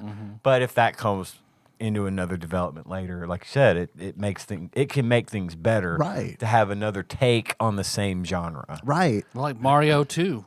Like the stuff that Doki Doki Panic introduced and still held on to that series today. Like just that little bit of with the Shy Guys and all that. That's Luigi's still- jumping and like tons of little stuff like that. All that being said, I don't know that Fighter's history necessarily added anything to the genre with this game. I agree with that. I feel like they didn't really contribute new, but the legislation helped, like you said, it helped the potential, keeping other potential good things that could have been considered copyright infringement from not being developed. So, but this game to me was milk toast. It was beyond, it just didn't. The lawsuit is literally the biggest best thing it has going for it. It's the most important thing about this game. And most notable thing about this game is the lawsuit. It kind of eclipsed the actual game itself. And I mean, spoilers. I didn't care for it. I didn't hate it. It was boring to me. This is not my genre by any means. I've always loved Mortal Kombat because it's Mortal Kombat. Because of the spectacle? Because of the spectacle. And I love Street Fighter for what it is. This is not a game I needed in my life. I just felt like it was boring, and I'll get into a lot of things, the things that I disliked about it later, obviously. But you're right. The legislation and the court thing and whatever, that's the best publicity it could have gotten because it's not going to get it on its own merits. And since we're talking about it, I want to say I like this game. I don't think it's a spectacular game, but I enjoyed the time that I spent with it. And it's like, it's one of those, I know we don't really do this at the end, but it's like, I mean, I'd take Street Fighter 2 over this any day of the week. Yeah. But, in a world where Street Fighter 2 doesn't exist, it's like, it'll work. This is not it's fine. This is not bad. We've played a fuck ton at this point already of Street Fighter clones. Yeah. I think this is the best of the Street Fighter clones. I can This is a really get on good board one. with that. This is a really good one. Battle Blaze and Oh my god, all Battle that, Blaze all that is other so shit that we fucking played. bad. We have played a lot. That is part of it. We played a lot of bad fighting games, like bad fighting games, where it's like it seems like no care has been put into it. This one is like one they did. You're right. it's not Street Fighter 2. No. But I mean, like they tried, and it's also Data East. You know what I mean? Right. Where it's one of those where it's like, even when I said Data East just now, I literally rolled my eyes, and not in like a shitty way, but like it's like a come on, it's Data East, it's Karnov, it's Burger Time. I mean, come on, come on, it's Data East. They have some notable Karnov entries. for Smash. And I don't Let's do it. I'm For not multiverses. I'm back in 100%. Dedicate my life. I'm not saying that. Again, this just isn't my genre. Sure, but I can sure. appreciate what it did, and I mean, it's fine. It's just fine. That's where I'm at with this game. I didn't personally care for it, but it's fine. It does a job. I like the way it looked. There's a few things about it that were great. Yeah, and I'm not trying to change your opinion on it. No. You're not. I think these I'm are all just clarifying. I think these are all valid. I mean, all the things you're saying, and it's like fighting games. I was gonna say, it's one of those genres really where it's like if you're not into it, it's really gonna be hard to enjoy playing one, unless it is like Mortal Kombat, where it is like a lot of the fun of Mortal Kombat is like not technical. Like a lot of the fun of Mortal It's Kombat just is just seeing the cool shit. And the same reason you watch bad horror films, because yeah, it's just there's a certain satisfaction that is inherent in those games because Absolutely. they've created this warm and fuzzy feeling about being with Mortal Kombat. Everybody, personally, from my generation, I know a lot of people that have really fond memories of Mortal Kombat in totally. the arcade or when we finally got to have it at home. And that was important because it set a fresh standard. It did the thing where it's like, okay, this is a fighting game, but we're going to add these additional elements that make it stand out and that make it, immediately legendary. And so that's Street Fighter did the same thing. I mean, I love Street Fighter for those same reasons, but for different reasons, but the same sort of, theme is that it had a feeling that it was special and unique to it, where this game just kind of didn't. right. Correct me if I'm wrong, but my takeaway from that is that Street Fighter 2 felt like a revolutionary game. Yep. As did Mortal Kombat. Yes. Where it's just kind of like this is a new take on something that you're familiar with. Although arguably Street Fighter 2 was like a lot of people's like, whoa, fighting games, you know what I mean? Yeah, in their introduction. Right, to the their genre. introduction. And Exactly. it's the standard bearer. It said what a definitely fighting did. game is. It definitely really did. Everything after it is. Yeah. There is a mechanic there that was originally conceived of by Street Fighter. And still does. And it Like still does. Still. And I know Mortal Mortal Kombat 11, that is still a mechanic. The health bar and you can always Yeah. add on to it, but at the end of the Dragon day, Ball Fighter Z Yeah, and shit it's like that. Is two still fighters. just like Marvel vs. Capcom. Like, yeah, it's two fighters, time limit, health bar, Yep. go. Special moves, go. Yeah. if this game were a movie or celebrity, what would you compare it to? Well, I've got a couple. Okay. Although I did not do a Feldman this week. Don't worry, I got you. Good. Me Thank you. too. I wonder if it's the same thing. I hope it is. I bet it is. I bet it is. But I did do two movies. This reminds me of. The first one is Armageddon. The movie Armageddon. I know where you're going with this. And I like it. Because if you consider, like I do, Deep Impact, which was released first, So deep. to be so fucking deep. So deep it be crying. So impactfully deep. It was released first. I consider it to be the better movie. Then that makes Armageddon a knockoff and therefore less good. Deep Impact is better. I agree 100%. So I've seen neither of these. Okay. They're the same movie as far. One has Bruce Willis in it. the other has Taylor Leone The other and has Morgan Tay Freeman. Leone and Morgan Freeman. Do you like Taylor Leone? And So prime Taylor Leone. Oh, Yeah. that's pretty good. So Bad Boys, you mean? Yeah. Yeah. All right. Okay. so that's my first movie. My second movie is Volcano, from also 1997. For the same reason, only Dante's Peak is the original and was better in my opinion. It's just trying to follow in the footsteps of its better predecessor. That's my two movies for this week. I followed a similar line of thought. I chose an old TADPOG staple, Sidekicks. The 1993 feature film starring Chuck Norris and Jonathan Brandis, in which they remade The Karate Kid, but with Chuck Norris and Jonathan Brandis. Much like this game did Street Fighter 2. So, yeah. So mine was Captain Battle Legacy of War. I haven't heard of that one. So it is It sounds great, it is though. part of an entire genre Really? called the mockbuster. Oh, yeah. Oh, So Yes. this is the mockbuster version of Captain America: The First Avenger. Okay. So let me pull up a list here of mockbusters. So the Finding Nemo Christian ripoff, Finding Jesus, which is still a horrible cartoon fish. Yeah. That looks like some shit you'd buy at Tater Day. Oh yeah. The Cars knockoff, A Car's Life, Sparky's Big Adventure, which looks horrific. Wow. The Sneakover, which is the weird ripoff of Stranger Things. What? Where it's very strange. I'll make this in the show notes so everybody can They're see. even using the font, the typeface of the Stranger Things. sneak over. I'm gonna have to watch the sneak over. We need to find out where that is available to stream. I've seen one season of Stranger Things. I think I'm going to start watching. I'm more of a sneak over guy. Right, exactly. Because people at work ask me all the time, have you watched Stranger Things yet? I'll be like, yeah, I'm more of a sneak over guy. They'll be like, what? I'll be like, Finding Jesus? Oh, that one rings.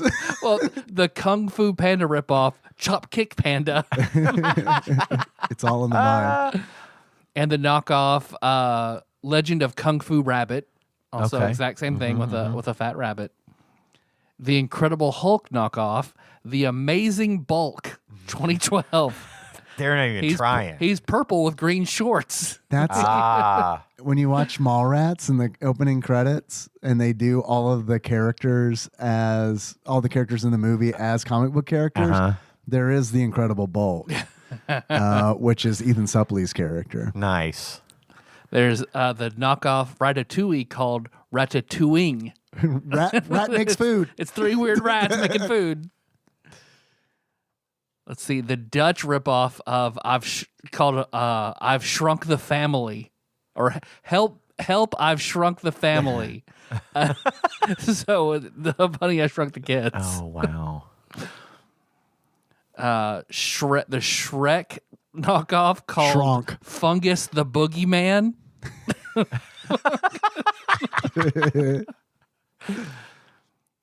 Charlotte's Web, Spider's Web, A Pig's Tale. So wait, hold You up. can find a lot of these at the dollar store. But wait, is Charlotte's what can? I think that's probably. I would think that you could just public make Charlotte's domain. way up. Web with all the fix. Charlotte's way up. Charlotte's Web with all the fix. Or the Some pig. On my dick. Or the anime version, Charlotte's Weeb. You can probably make that. Charlotte's Weeb. Oh, we have got to commission Charlotte's Weave. That needs to happen.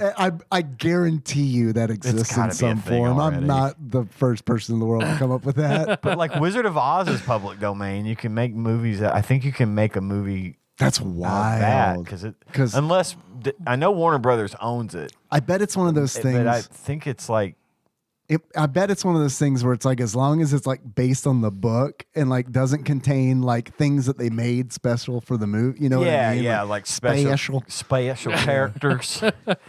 Them special characters. It's 9 and I'm hungry.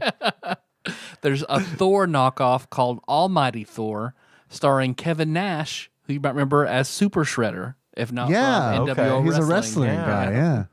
Also, Thor is it's Norse mythology. Right. You can't copyright it, Right. but you can't. But he can't look like Marvel Thor. You can't look like the Marvel Thor.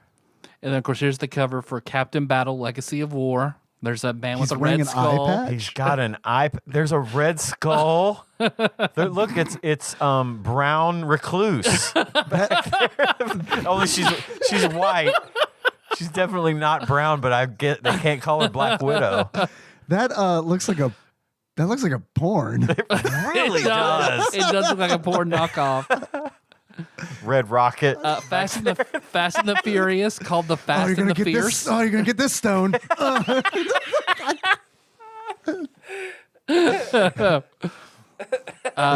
There's the sequel to Fast and the Furious to Fast and the Fierce, and the sequel to Fast and the Fierce, Fast and Fierce Death Race, starring DMX. Oh, okay. All right.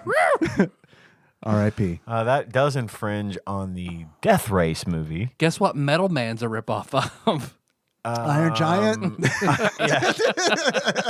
Johnny Five. Yeah, yes. Short Circuit. Shark Tale ripoff called Shark Bait. B movie called Plan B. And of course, Little B, another ripoff. With the guy who played Banna. Voices the bee. Yes. The Godzilla knocked off Croczilla. So a giant crocodile. I've probably seen Croczilla. The Japanese knockoff of It called That. So a kid with a red balloon. That is awesome. What would Guardians of the Universe knocked off be? Guardians of the Universe. Well, you said Guardians. Did I of say the Universe? Fuck. Galaxy. Universe. Fuck. I ruined See, that one. The Guardians of the Universe cover way more territory than the Guardians of the Galaxy. It's true. I'm more of a solar system guy. I like to keep it small. Yeah. So this is not a porn. It is a ripoff about a dog called Bone Alone. I thought it was gonna be like Clawford, the big purple dog. Air Bob. So Disney knockoff Simba and the King Lion, the final battle. Lion King's kind of a ripoff.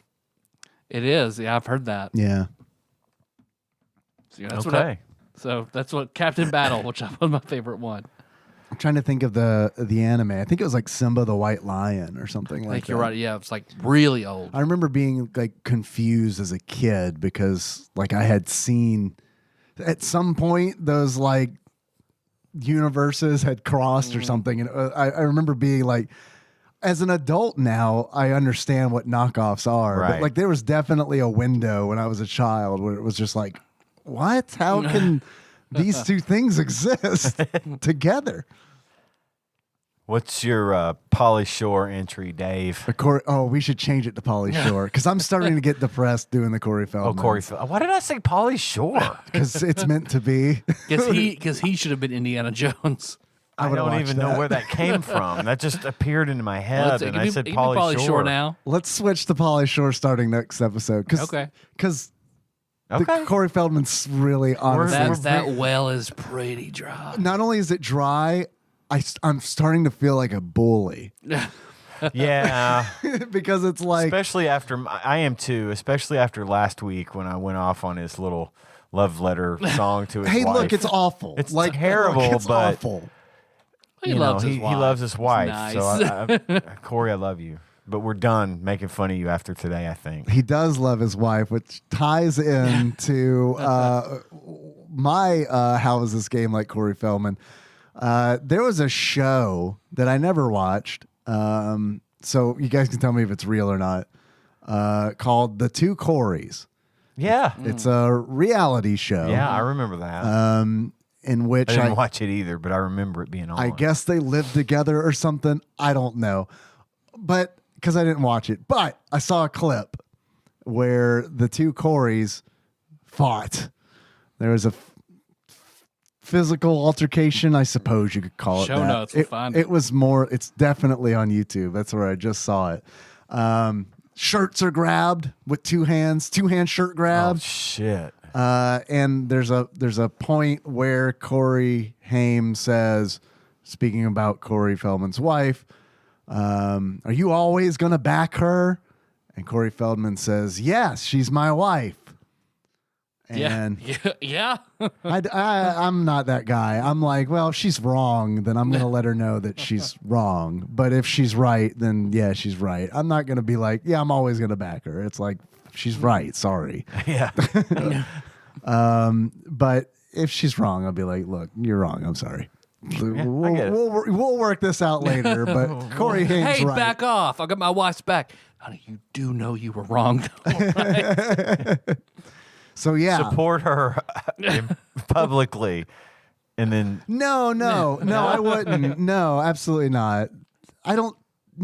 That's not how I roll. And I wouldn't want her to be like, yeah, you're right if I'm wrong. Right, You know what yeah, I mean? no. I'd rather her be like, stop, please. You're enough. Stop. You're no. say no more. We'll Right. talk later. That's nice. A shh is nice. Yeah.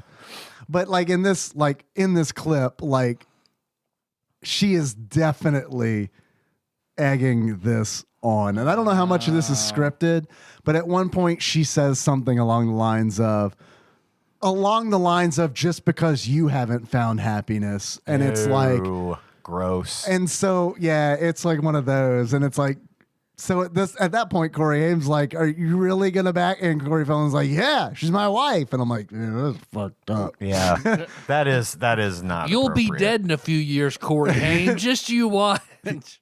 Yeah. So I'm picking that. I thought that's what you were going with Too too. soon. No, I went back to my well for The Zombie King, which is Corey Feldman's knockoff of Shaun of the Dead. Nice. Like blatant ripoff of Shaun of the Dead. Okay. Good deal. I hope everybody enjoyed our last how is this game like Corey Feldman? And look forward to how is this game Pauly Shore? I think it's going to be less to pull from for Pauly Shore, right? Yeah, probably. Okay. Yeah. That can't last long. I do not want to milk that one as long as we milked the Corey There Feldman were thing. a lot of episodes of MTV Spring Break. Okay, how is this like Pauly Shore? It's like every episode of MTV Spring Break.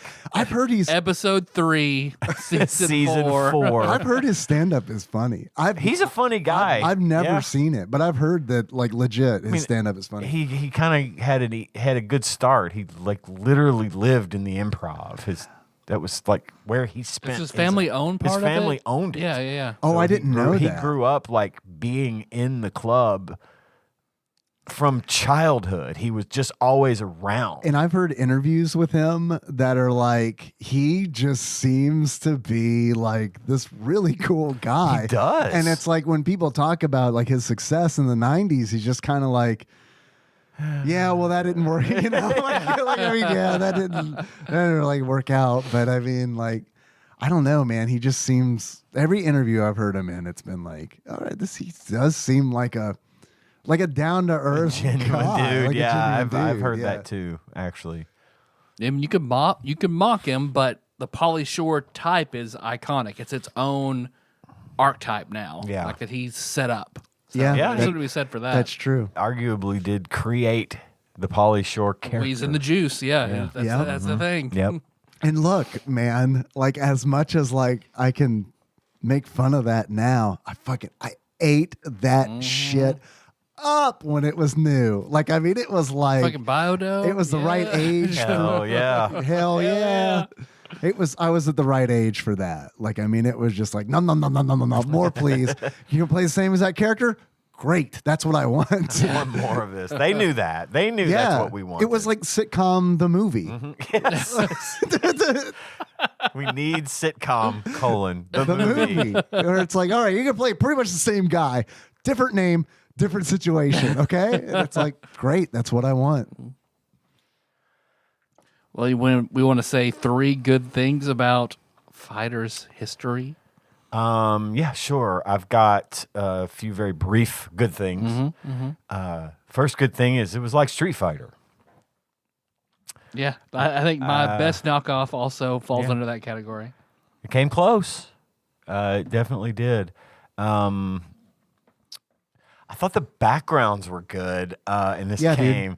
I think these were like really good backgrounds that just didn't make the cut in Street Fighter to me. You know, Yeah. I like the way they were designed. The ballroom one was really cool, and just generally they were very bright, colorful. Lots of action happening in the background, just to keep. There's a real funny one. I thought that was real funny. You fight in front of the Capitol building. Yeah, Yes. because like, where is he supposed to be here? Yeah, Well, at least he's on this side of the fence, right? And they're not on the ground. Secret Service can't do shit about it. Other side of the fence. This is public property. I can fight here if I want to. And I loved it because it's like, This was Matlock. Where are we gonna right? fight? Pennsylvania No. Avenue. this was Matlock was in London in front Ray? of like the bookstore. It was Oh, Ray because Ray is Yes. the Yankee. Yes. Yeah. But it's like, They even say so when you beat him. they sure do. And what I loved about it is like, this is like quintessential knockoff territory because the American in Street Fighter is Guile. And it's like, what you learn in design class is like, you take your first good idea and then you make it better. You try to like build off of that. You don't want to go with your first idea because it hasn't been developed yet. It's a good idea, but like develop it. And if it winds up, you come back to the idea, fine. But explore. At least you took the road away from You did it your due just to see what diligence, needed to be and done. right. You take a few steps away, try different things. I feel like Street Fighter 2 did that because Guile's stage is like a U.S. Air Force. It's an Air Force base. It's a base. Yeah. You're on top. The set of Top Gun, really. Which is kind of like a step, but it felt like Data East was just like America, Capitol building, run with it. Like, I mean, Can it be on a hot dog? No. right? This isn't Clay Fighter. All right. Don't worry, we'll give you a weird stage later. But Statue not, of Liberty, Turtles did it. Okay, Capitol building. Mount Rushmore? No, it's too hard to get all the faces right. Just do the Capitol building. It is, as I learned from Carmen Sandiego. And my third good thing was I liked that the special moves were listed in the instruction manual. Yeah. They tell you how to do the special moves in the book, They do. which is cool. It is nice. Because you don't have to look that shit up or call 1-800-Nintendo hotline or whatever. Just no reading of magazines to figure out the book. They're right there for you. We're not going to make it hard. Here's your moves. That's true. I- Go. Go ahead. I was just saying, like, piggyback on that, your backgrounds and stuff. Like, I didn't think the game looked bad at all. Yeah. We played knockoffs that look way worse. Way than worse. it was fine. And I love how you said it's just like not quite Street Fighter, which it's not. It like you can tell like the graphics are just not quite there, but they're like Super close. they're almost there. I mean, they're not Coke. They're not RC either. This is like Pepsi. This is Pepsi if I'm looking at soda in general. Ooh, that's another draft. oh the soda. Sodas? Oh yeah, Sodas are a I good like the one. soda draft. Soda jerks. Soda jerks. Yeah. There something I thought was good. At least I put it on the good things list. They tried something new in this game called the weak spot system. That's my other point. Yep. Yeah. It's in practice not super great, and by I mean that if I do it, it's usually by accident. Yep.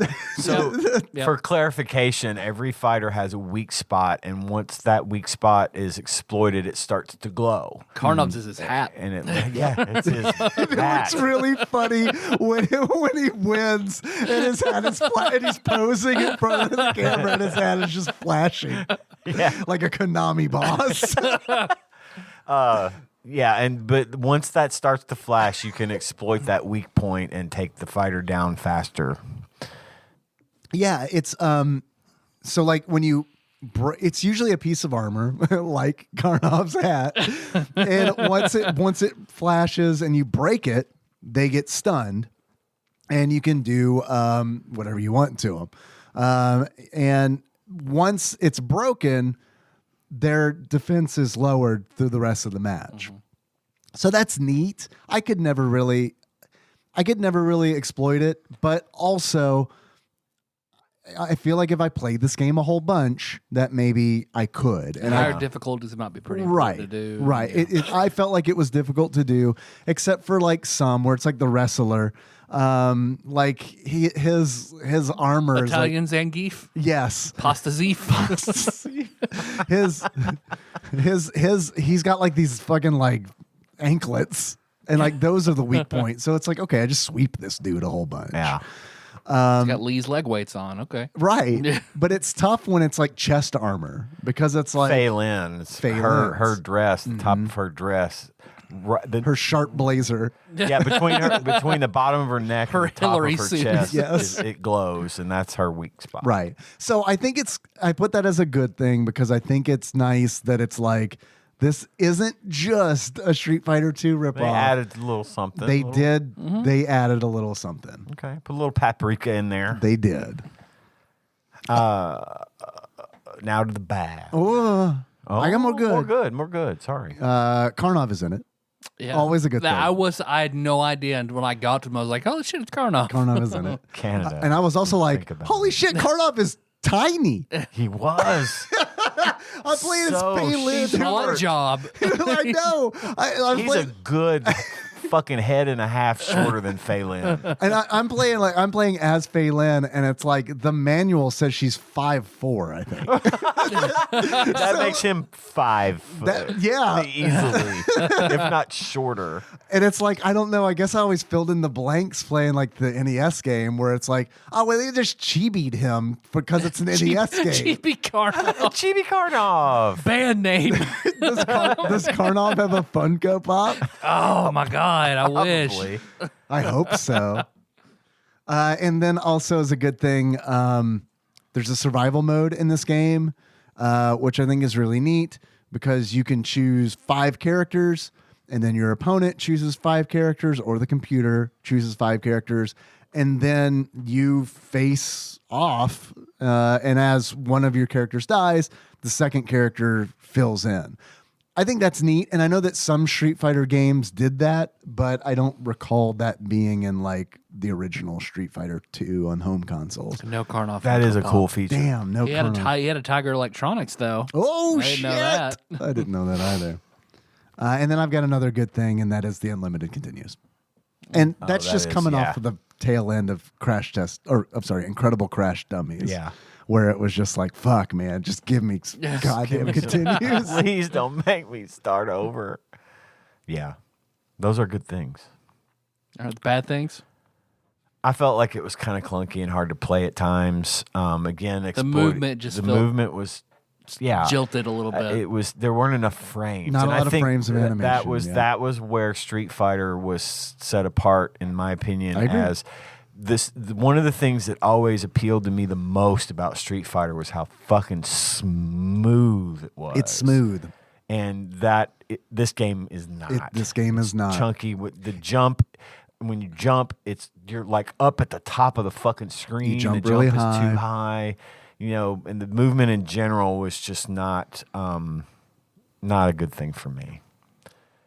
I thought my second thing was I thought it was too easy on the easier modes and too hard on the hard modes. There was very little in between for me. I have the difficulty on my list as well, because I played on medium because I'm like, I've played a lot of Street Fighter. I'm not like great at Street Fighter, but I played enough Street Fighter where I feel like I can go in medium. And here's the reason. Here's the real reason I did it.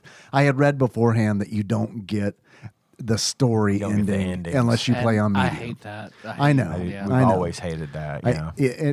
Because it's like, especially in a fighting game, where especially playing this, I just wanted to see all the endings. You know what I mean? So it would have been really nice to just throw it on very easy, blow through it, and see all these ridiculous endings for all these characters.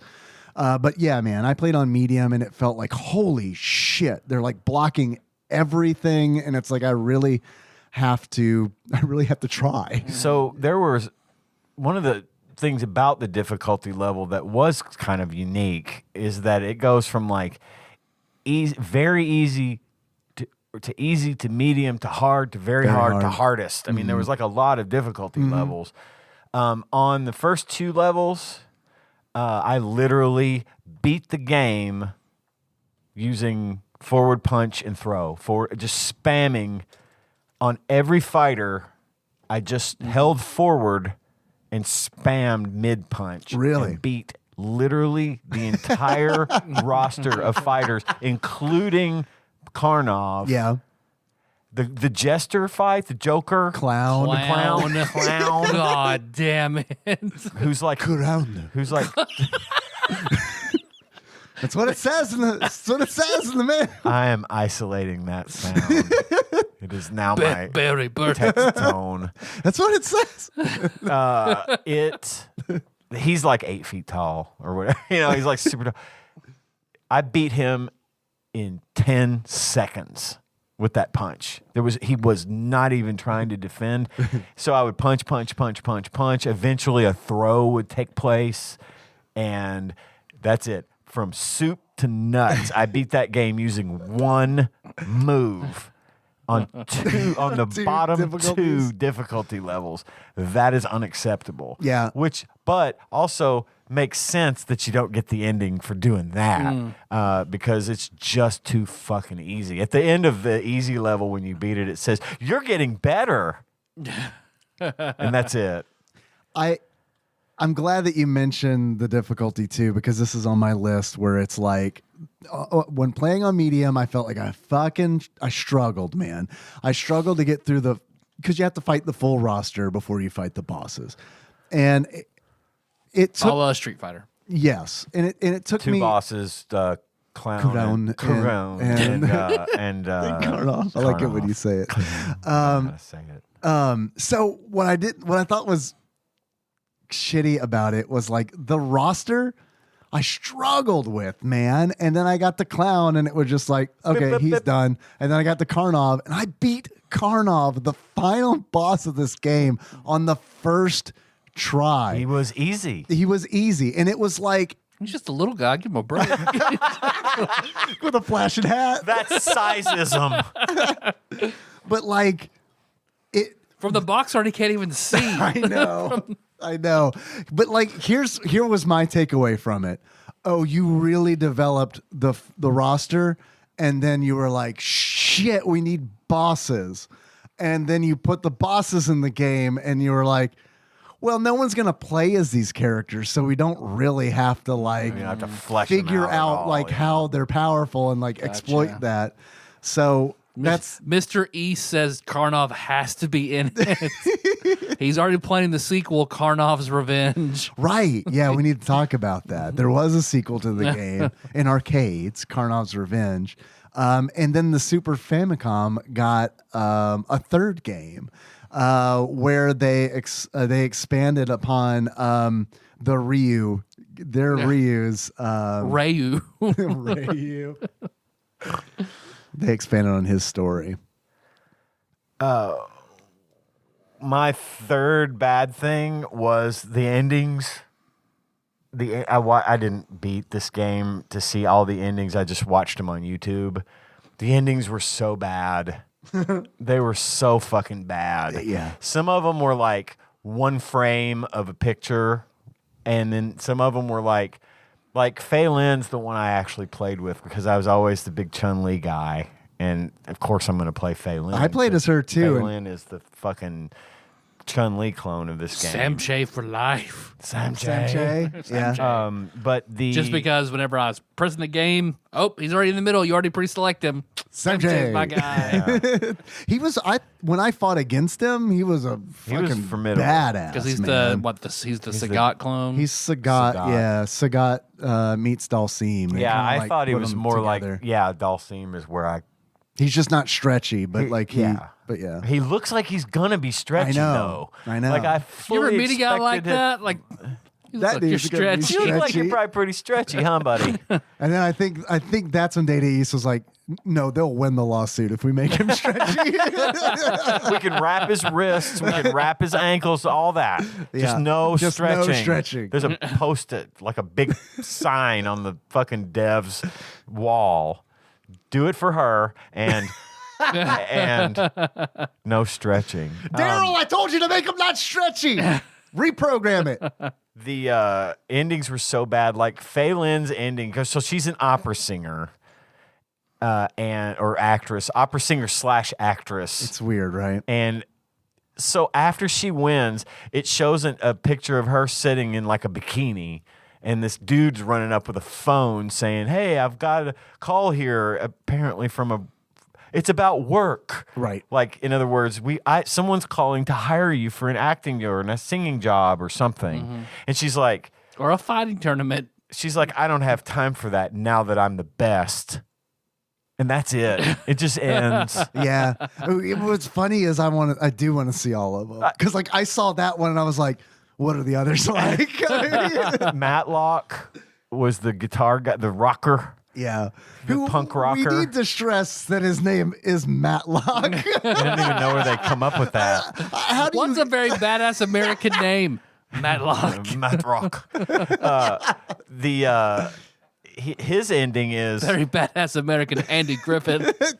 his ending is now that he's won the tournament, he can afford to buy this guitar that he always wanted. And then it magically appears in the air in front of him and he buys it and he says, I'm going to shred as hard at this as I did in this fighting or something. It's just I hope it was verbatim that. Verbatim. I don't remember. I'm gonna shred this like in the fighting.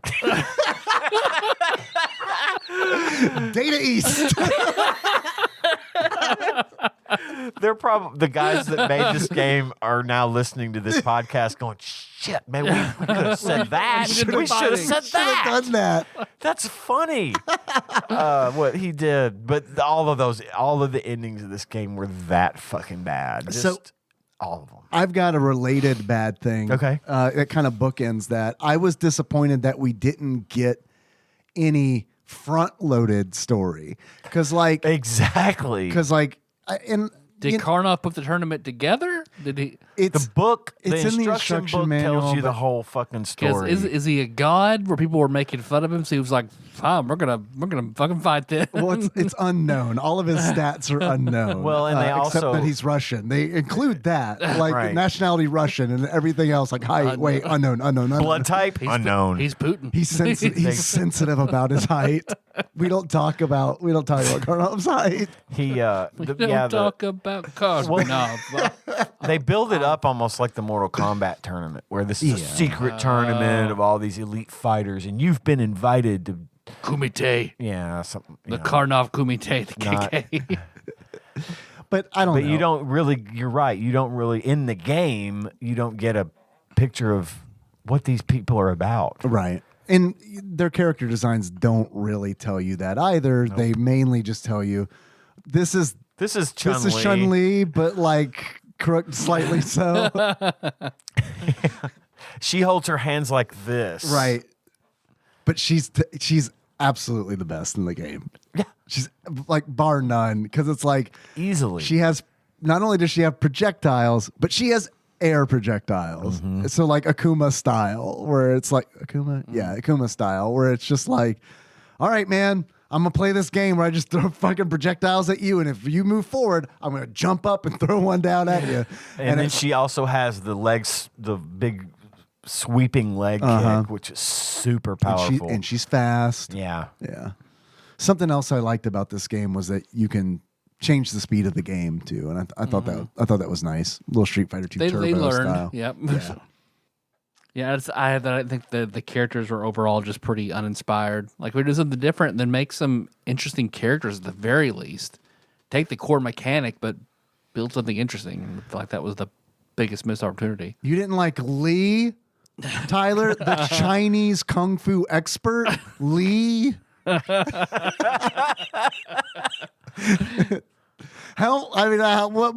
more do you do? Lee. You said we think about Jacob's game, his D&D game a long time ago that McEwen was playing in. He was playing a cleric, and Jacob had some NPC talking to him. It's like, so what do you do? What are your hobbies? What do you like? I read obscure religious texts. Is that what? That's it? Yeah. I thought you were I'm looking for him. I thought you were going to talk about his character Phallus. Oh. Forgot about phallic. Oh, man. It sounds like phallus. It's a piece. No, it doesn't. It doesn't. That's not what it's for.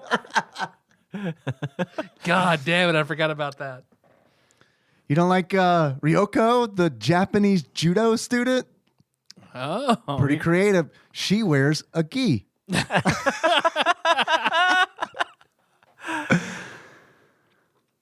Yeah. Yeah. Jean-Pierre? He has a rose in his mouth. He does. They took Guile and mashed him up with Vega. Vega, yeah.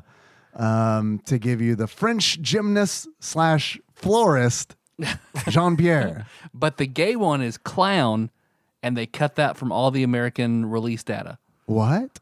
So in like the Japanese version, it's noted that he has a preference for men. Does it really? And they That's cut- wild. Yep. Not that he did, but because obviously he But did. America's like, oh, no. We won't have Yeah. a gay clown over here. No. Our clowns are straight. Our clowns are straight and scary, all right? Our clowns fucking know. love pussy. Like that. You know, the hit Japanese film, That?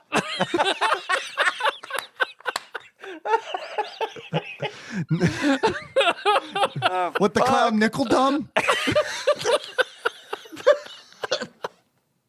I'm so sorry. That's as close as I've come to vomiting in a long time. I felt it coming out. I was laughing. Oh, you just got me at that exact moment. Oh, fuck. Oh, man. Oh, so another thing about clown. Did you notice? I'm sorry. No, I love Give me a this. second. That tickled me funny bone.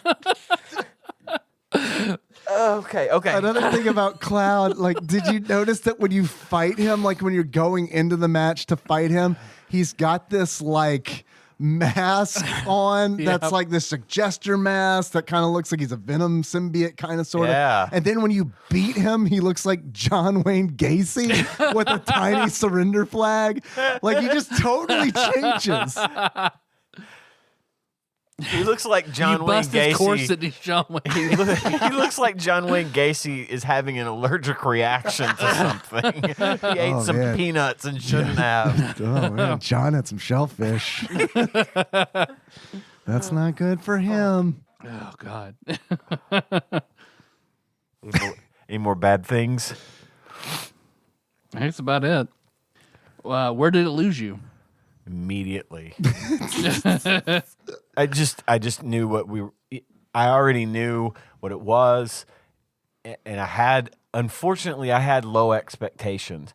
If I had never ever heard of or played a Street Fighter game ever, and you mentioned this earlier, Dave, in a world where Street Fighter doesn't exist, maybe this would have been fine for me, but it just immediately sort of didn't work because I knew what they were trying to do, and it just fell flat for me right away. It's also one of those things where it's like what I said earlier about in a world where Street Fighter doesn't exist. It's kind of dumb because it's like in a world where Street Fighter doesn't exist, Fighter's history doesn't exist. Yes, exactly. So, but yeah. So the frame rate and the clunkiness immediately it felt cheap. Nope, like it immediately. totally does. It Yep. feels like a budget game. It does. And They trucked this one right out. that's kind of Data East's jam. I feel like them and Jalico. Yep. Which would explain why it's on the Switch Online Super Nintendo library. This goes in that same vein of, we're just going to put some stuff out there that we can. Yeah. Because we can. Yeah. Either they own it or it was super cheap to license. But for the record, this game didn't lose me. I would totally play through this game as all of the fighters, and I did. I tried all of them out, and then just the one who clicked was Fei Ling, and that's who I finished the game with. And then I was like, okay, I put my time in. I can talk about this game, but I'd go back, and I'd try to play through it with all the characters. Right. But I also like playing I like playing fighting games single player. Me too. I also like that. So, and it wasn't like Battle Blaze where it's just like, fuck, I never want to play this again. Like even just thinking about Battle Blaze is What was the post-apocalyptic one we played? Doomsday Warriors. Thank you. Yeah. You're welcome. Yeah. With that one, never want to play that one again either. I'm trying to think of. Oh God, there's so many. I think this is better than Shaq Fu. I think this is better than Shaq Fu. I think this is better than perhaps I was going to say the worst, but I do think Battle Blaze is probably my least favorite. Balls 3D, horrible. Oh, horrible game. This is way better than Balls 3D. I forgot about that. Damn. Better than Clay Fighter? Yes.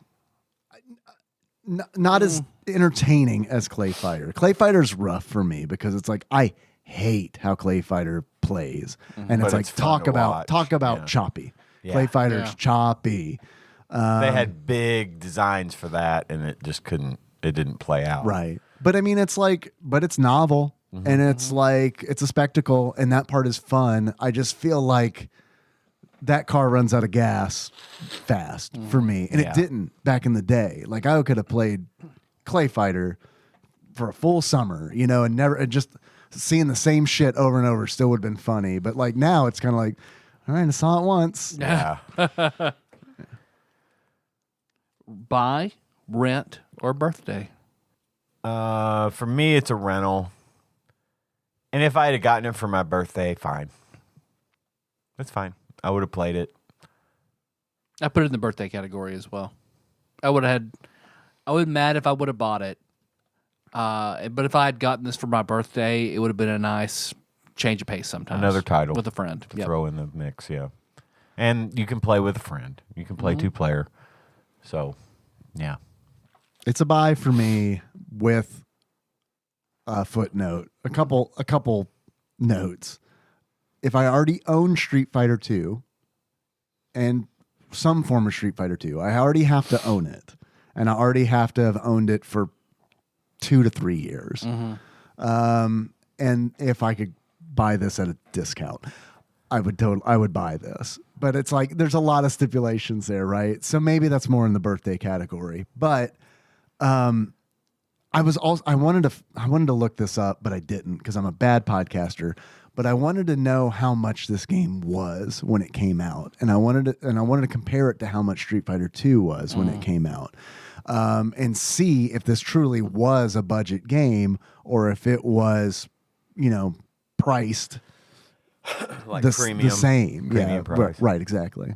So, because that would have made a difference, you know, for like sure. if this were a cheaper game, then yeah, that would totally influence my decision. And it's still not the worst one you could buy out of all the knockoffs or clones or fighting games that we've seen that sucked. This would be fine. Again, that's just sort of my baseline. That's where I put it. When we're talking about the top or bottom 100 here, it's right in the middle for me. It's fine. It's okay. It's in the middle for me too. Yeah. Yeah, it's in the middle. Yep, I agree. What about what Flopsy gave it? What do you guys think? I haven't looked yet. My personal opinion is that Flopsy probably wasn't kind to this game. I think it's going to have 3 stars and be uncommon. They are pretty generous though. I could see 3. I'm going to go 2.5 though. I'll go the other way and say 3.5. 3.5. 3.5, and then I've never seen this game. I haven't ever. either. So I'll say uncommon. And I had only heard of it because of the lawsuit. Yeah. So I'll go uncommon too. I should have had this already, but I didn't because I wanted to play. But according to the Ultimate Nintendo Guide to the SNES Library 1991 through 1998 by Pat Contry, courtesy of Monster Mold Mike and a mysterious benefactor. Now I'll just flip here and find it. This is Izzy's quest for the Olympic rings, right? I don't even know what that game is. Shit. God. I feel like they tell you everything in the title.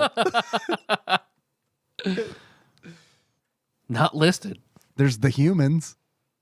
I haven't heard of that either. I played that on DOS back in the day. God. I I've heard of it. I could tell you, boy, I don't think that's going to play well on the Super Nintendo. I'm just going to take my time. That's okay. We need page-turning music. I hope the mics are picking that up. God, I thought we were going to be right there. Oh, it's right there. I bookmarked it apparently. Why is this piece of paper inserted in the specific spot in the... That's weird. Thank you, Past Dave. Yeah, past Dave was trying to do future Dave a favor, and present Dave fucked it up real bad. Fighter's History, 3 stars, uncommon. Nailed it in Got it. one. Reflections from DA. One could easily dismiss Fighter's History as being a shameless Street Fighter 2 knockoff, Uh-huh. for that's what it is. I thought there was going to be a butt in there. Okay. That's a good one. Excellent. I appreciate that ass. It's got Karnov in it, though. Does have Karnov? Karnov. You guys got any achievements? I have a few. What you got? My first achievement is put a little effort in it next time. I won't let a sweaty old man like you beat me. I thought you were a challenge. Not. I can read your moves like a script, wimp. What do you call that, kung fool?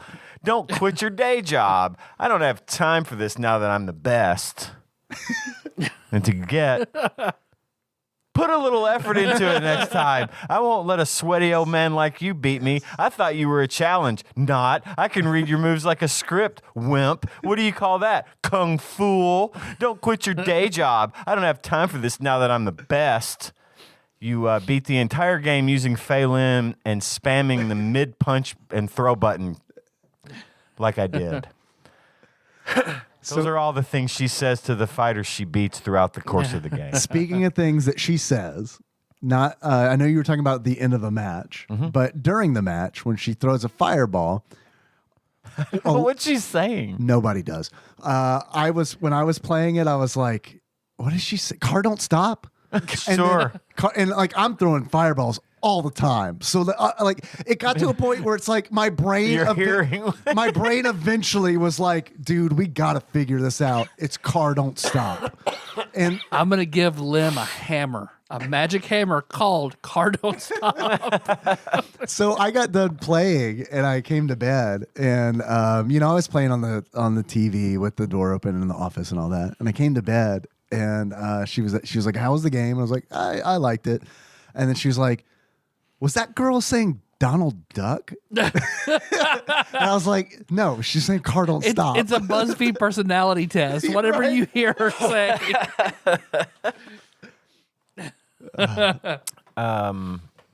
My next achievement is lion uppercut. And to get lion uppercut, beat the game as Samche. Nice. The Dalsum / Sagat. knockoff. I do believe, I'm not sure. I'm looking this up rapidly now to confirm. I believe there is a special move in this game called Tiger Bazooka. I'm not joking. It's a band name. Tiger Bazooka. And my last one is I need a lift to the retirement castle. I'm missing Matlock. Matlock! Damn you. Mark one off. To beat beat the game with Matlock. Very nice. I've got a couple. First one I've got is I can't fight this Phelan anymore. In order to unlock, I can't fight this Phelan anymore. Have the timer run out during a match against Phelan. That music starts picking up and going. Excuse me.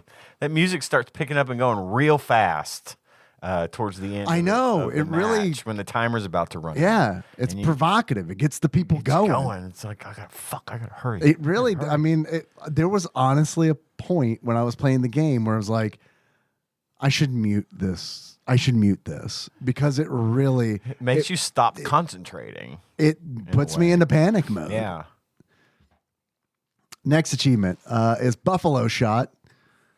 In order to unlock Buffalo Shot, pause the game as Marstorius, the large Italian wrestler who eats chains like they are sandwiches, as he's flying backwards and his tunic flies up. Much like I would do with Chun-Li in Street Fighter 2. Pause. Pause it. Yes. And I think he's the only one wearing any clothes that you could possibly do that. I really hurt my hand slamming it against the chair with the Matlock. Sorry. It's me. Next achievement I've got is Juggalo Blow. In order to unlock Juggalo Blow, get hit by Clown's attack where he uses you like a seal uses a beach ball. Which is a thing that he does. It's weird. And it's so few frames that it's like, what just happened? Where he lays on his back with his feet up and puts you on his feet and then does bicycle kicks as you spin around like a beach ball. Meanwhile, his stage looks like a Salvador Dali painting. It does. But it's also a Cyndi Lauper music video at the same time. It was like that weird clown level in Marvel vs. Capcom 2. Where like the bouncy castle and it's kind of dark. Yeah, totally. Maybe they were paying homage to Fighter's history. I think one of the clowns in the background was definitely that. It was seriously that. That the clown. I've got 3 achievements. The first one being that was not worth $100K. It might be. Lose a match as Matlock because Matlock famously always charged $100K per case. Did he? I've I didn't never know seen that a until I was Matlock. looking that up. Damn. That seems like, yeah. A lot. He was no public I mean, defender. you're going to win. But yeah. He always got the win for sure. My mother watched that show religiously, I watched it a lot. What was the theme song? How did the theme song go? I remember. You want me to Please. Dun, dun, dun, dun, dun. I thought it was that. Yeah, that's it. They give it that like fucking Yeah, they got English, that. They got that ragtime band sound Yeah. kind of thing. Yeah, I do. I've had that fucking song stuck in my head all day. Did it take place in like New Orleans or something? I want Or, to like, say it was something like that. It I was some hoping you were going to say southern thing. Minnesota. Portland, Oregon. Yeah.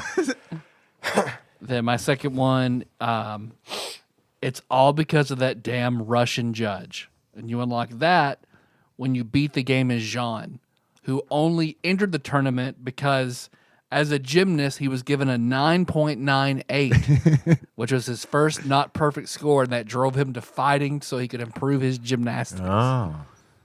And then the last one, do they even have bears in Italy? Beat the game as Marstorius. Nice. Good achievements. How much do you guys think you'd pay for this game if you were to buy it loose? Tyler? I mean, it's uncommon, so I'll say $35. $35. What do you think, Ian? $52. $52. 52. Actual price of Fighter's history for the Super Nintendo, loose on average, according to PriceCharting.com, is $19.98. What a bargain. You buying it? At that price? Absolutely, but I'm not going to order it online. This is like if I see it at a convention or in a shop Yeah. for $20 and I have $20, yeah, I'll not buy paying it. the shipping I'm for buying it. it. I don't want to pay the shipping for it. And I don't want to wait for it either. You know what I mean? Like I just want to be like, oh, Fighter's history. I like this. Okay, I like this $20 worth. Here's $20. Here's $20 stuff in bag. Move on. Yeah, exactly. Yeah. Okay. Do you guys want to do a randomizer? Do you want me to ask you a beer this week? Yeah. Tyler? Yeah, Tyler, thank you. Yes, Dave. if you were to give this game a beard, sums up how you feel about it, what kind of beard would you give it? I would give it Michael Scott's goatee that he was copying off of Ryan whenever he came back to the office. after being Perfect. vice BJ president. Novak. Vengeance. Got to check it out. Who BJ Novak is like 42 and he is dating. A kindergartner. No, I It's don't. close. He's dating the girl who played Sabrina in the Dark Sabrina. Oh, who was the little wow. girl in Mad Men. She's like 20. Ew. So yeah. Okay. There are pictures of him in the background with all her like 20-year-old friends. Tyler, Yes, Dave. if you were to give this game a pair of glasses, what kind of glasses would you give it? I would give it the glasses of Mr. Lippman that were just like Jake Jarmel's Malaysian frames Nice. from Seinfeld. Nice. All right. Since he thought he had the only ones, but no. Nice. No, he wasn't. Nice. I love this. You want to play that randomizer now? You want to do it? Yeah. Or I Or? saw the other game that came out on Switch Online Okay. is a game that we've been meaning to redo, Okay. Kirby's Avalanche. I'm up for that. If Just because it's right there on the Switch Online. I'm up for that. Sure. It doesn't matter to me. We can play that. Okay. Kirby's Avalanche. Kirby's Avalanche. Coming up. Next episode. Cool. Well, I know we're running pretty tight. Got to do it. We can call it. Do you want to just open the package and that could be our community corner? Or you want to call it? I want to see what's in the package. Package. What's in the box? What's in the box? What's in the box? Pretend we took a break and we're back, and now it's community corner. I feel so refreshed from that break. I know it's so good in this hoodie weather. Oh man, it's so nice to stand outside and watch you smoke that delicious-looking cigarette In my hoodie. in your hoodie. Tyler is violently ripping open the Fucking side of this box. Bust Just that box. Oh, for it's me. fucking taped all hell. triggering my Bust that OCD. box. Oh, damn. Is there gold in there? Sorta. You made a face like there's gold in there. Well, we got 4 copies of Earthbound in there. Sorta. 5 copies of Earthbound? Who's it from? Does it say? There are Guess not. complete in-box copies Oh, wow. of Ryan Sandberg Plays Super Bases Loaded. Oh, okay. That's where that package went. Here's that package I've been asking Nicole about for 2 months. Secret of Mana in Star there. Fox. Boxed. Is this actually just something you ordered and somebody was giving you? I traded somebody. Well, here you go. Great. I thought someone at the post office stole it because like the tracking was like, yep, it's here. And I asked Nicole, yep, there's that Secret Complete of Mana. in-box Secret of Mana. There you are. I asked Nicole about it and she's like, I don't know. I was like, oh, crap. Cool. Nice. Thank you, community. Yes. Yeah, this was like, I traded all my N64 games for these, essentially. That's fucking great. I'm not interested in collecting N64. So it's like, I don't blame you. I'll buy a flash cart for my N64 and be done with that. Yep. Fuck There you that. go. Fuck all that. Well, thanks for listening, everybody. You can find the show on iTunes, Stitcher, not SoundCloud, Spotify, YouTube, all over the place. We're everywhere. Just Tadpog. Make sure you do all of them because anything else can give you Tadpole, and that's not us. So Tadpog. I mean, it could be. It could be. We Are could you go that interested route. in that? Do Tad. Get our Patreon up to $90,000. Okay. And we'll change this show. Change the name? So no, Tadpole. It's Tadpole centric podcast. Okay. Are we good with that? Yeah. Okay. Sure. I would do that for a $90,000 Patreon. Yeah. Yeah, of course. We can still do this one. Yeah. But then in addition, we do a weekly Tadpole podcast. Okay. Yeah. We can say it. Seems reasonable. Yeah, of course it's reasonable. Reasonable. That's a steal. That's our staple. That's what steal. we're known for. I wonder what kind Penguin, of sponsors. Jinkum, and Tadpole podcast. I know. Tread carefully. We haven't pooped in the ocean yet. I'll be there. I'll be there. Oh, shit. In October. I'm gonna poop in the ocean. Poop in the ocean. All right. Nikki can confirm it. She'll be there with me. So, do the challenges that were issued prior to me being on the show regularly, in effect, in perpetuity? Like, do I have to take on those challenges Do you now have too? to therefore now poop in the ocean? Is it now fall to me to also poop in the ocean? It's like you've inherited our debt. Okay, yeah. Yeah. I mean, if one of us dies, you have to. I'm ride or Oh, yeah. die. There you I you know, Okay. I'm in. I'm ride or poop in the ocean. Ride or poop Yeah. in the ocean. If I got to do it, I got to do it. Man, I'm so I'm excited. just sorry I missed out on the waifu pillow picture. Well, I can pencil you in. Yeah, if you want to, if we could recreate that. If you want to get in, if you want to get in on that, I'm all on it. Okay. You just let me know. I'll think on it. Let's see what else we do. Got stuff all over the place between leaving us a review on iTunes. We've got shirts.tapog.com. CDC handed out some mask mandates, so I mean, get a mask just so you have one. You can do that. It's fine. It's a collector's edition mask now at this point. So, but most importantly, we got that Patreon. We do have that Patreon, and as of the airing of this episode, I will be announcing the winner of the September Patreon Rush contest, where some lucky winner is going to get a selection of toys from my big toy box sent right to them. Look who won. But isn't that... It's Mr. Black. Yeah. I heartily endorse this event and or product. As the recording we're doing is on the 28th of September. Everyone has until September 30th. So on October 1st, I'm going to make the drawing happen, and then I will tag at the end of this. So stay tuned for the winner of the September 2022 Patreon Rush. And then here we are in October. As this is being aired, we are now in October, and that means a new contest has begun. Same deal with a little extra sauce this month. Saucy. Not only will the winner, if you increase your donation or start a new donation of $1 or more, patreon.com/tadpog, you will be entered to win a selection of toys from the big toy box. But also, this month we have a wonderful exclusive new prize to add to the pot. So not only will you get a toy selection, that means multiple toys from my toy box, the winner will also receive a special 2-character color commission artwork from Landon and Brandon Franklin of Wayward Cross Comics, Nice. courtesy of damn. Paul Korn. Nice. Once the winner is chosen, I'll put you in contact with Paul, who put them in contact with Landon and Brandon to pick 2 characters of your choice to have a.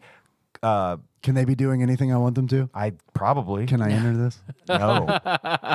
Well, I guess if I'll you have donate to Nikki do Patreon, you it can. then. There you go. Nikki, give $500 to our Patreon. So you'll get with them to decide which characters you want for the piece. You can see examples of these fine artists' work on Instagram, Twitter, or TikTok by searching for Wayward Cross Art on any of those platforms. This is an original, customized, one-of-a-kind artwork. Not a knockoff. Paul is footing the cost of this from his own pocket. Super generous of him to offer to do this. And this is good art. I've seen their work. Oh, yeah. And They're great.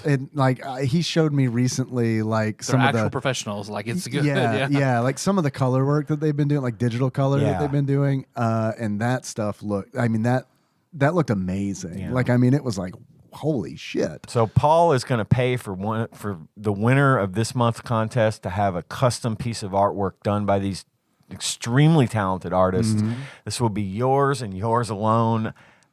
I am excited about It's this very prize. cool. I love the It's toy box very thing, cool. but this kind of goes above and beyond. And Paul, It's that very is cool. super generous of you to do that for us and for some of our listeners.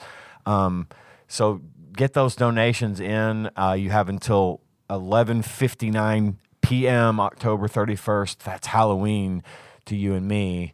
To get your donation in there. Any donation of $1 or more, any increase of $1 or more, you're entered to win. This is a big deal. I like this. It's one. very cool. So I love do this. it. Do it. But we do also have a list of executive producers I'd like to read. These are the people that donate $20 or more a month to the cause. And we would be remiss if we did not mention their names. So I'm going to start that list off with Cousin David Galino, Plinko Nick Price, Cubicle Monkey, Executive Producer Dig Dougie, Cthusiast Jeff Miners, Master Cycle Baron Kevin Link, Joseph Phillips, Gamebug Prime Nathan Eaton, Usurper Grimm, Matt Gentile, a.k.a. Gentle G, Princess Consuela, Banana Hammock, Flavor Trick, Taryn Landon, congratulations on your marriage, Pinball Archmage Chris Edler, we're sorry you couldn't be on this episode, Platinum member Brett Miller, Sandwich Pope Phil Hawkins, Nate from Utah, first-time caller, and Drinksmith Joey Webster. Thank you so much, guys, for all your generous donations. Hell yeah. Hell yeah. Also, as of right now, for the September, well, I guess it won't matter. We'll announce the winner. The entries right now, we only have 4. We only got 4 for the month so far, unless we pick a couple up in the next couple days, which we'll know here in a minute. We got Jonathan Martinez, Joseph Phillips, Paul Korn, and Cubicle Monkey. Y'all are in for some toys out of my toy box. So stay tuned after this. I'm going to have a little tag on at the end to announce the winner, and then I will Nice. also put that in Discord. Awesome. Which Fuck is yeah. bit.ly/TADPOG Discord. Come visit with us. Come join the Discord. We're on there. We talk to people. We're not snobs. We get into the conversations. It's true. Snobs versus slobs. I'm a little column A, a little column B, I guess, but not in the Discord. Right, all slob all the time. All slob. I say, I'm the all time. calling B. I'm a B, baby. So, our theme song is Moves by Sycamore Drive. Link to that track from the show's headbar.com. How you guys want to close this one out? It's Karnov. But his hat is flashing. It's important distinction. So until next time. Oh, shit!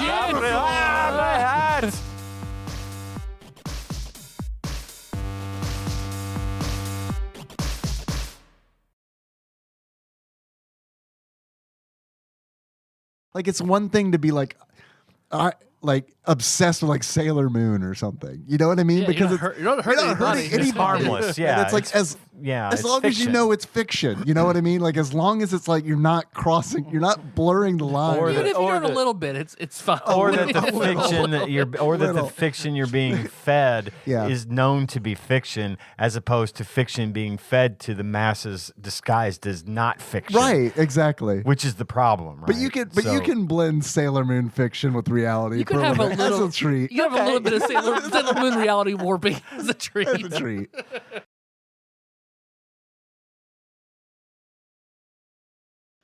Hey everyone.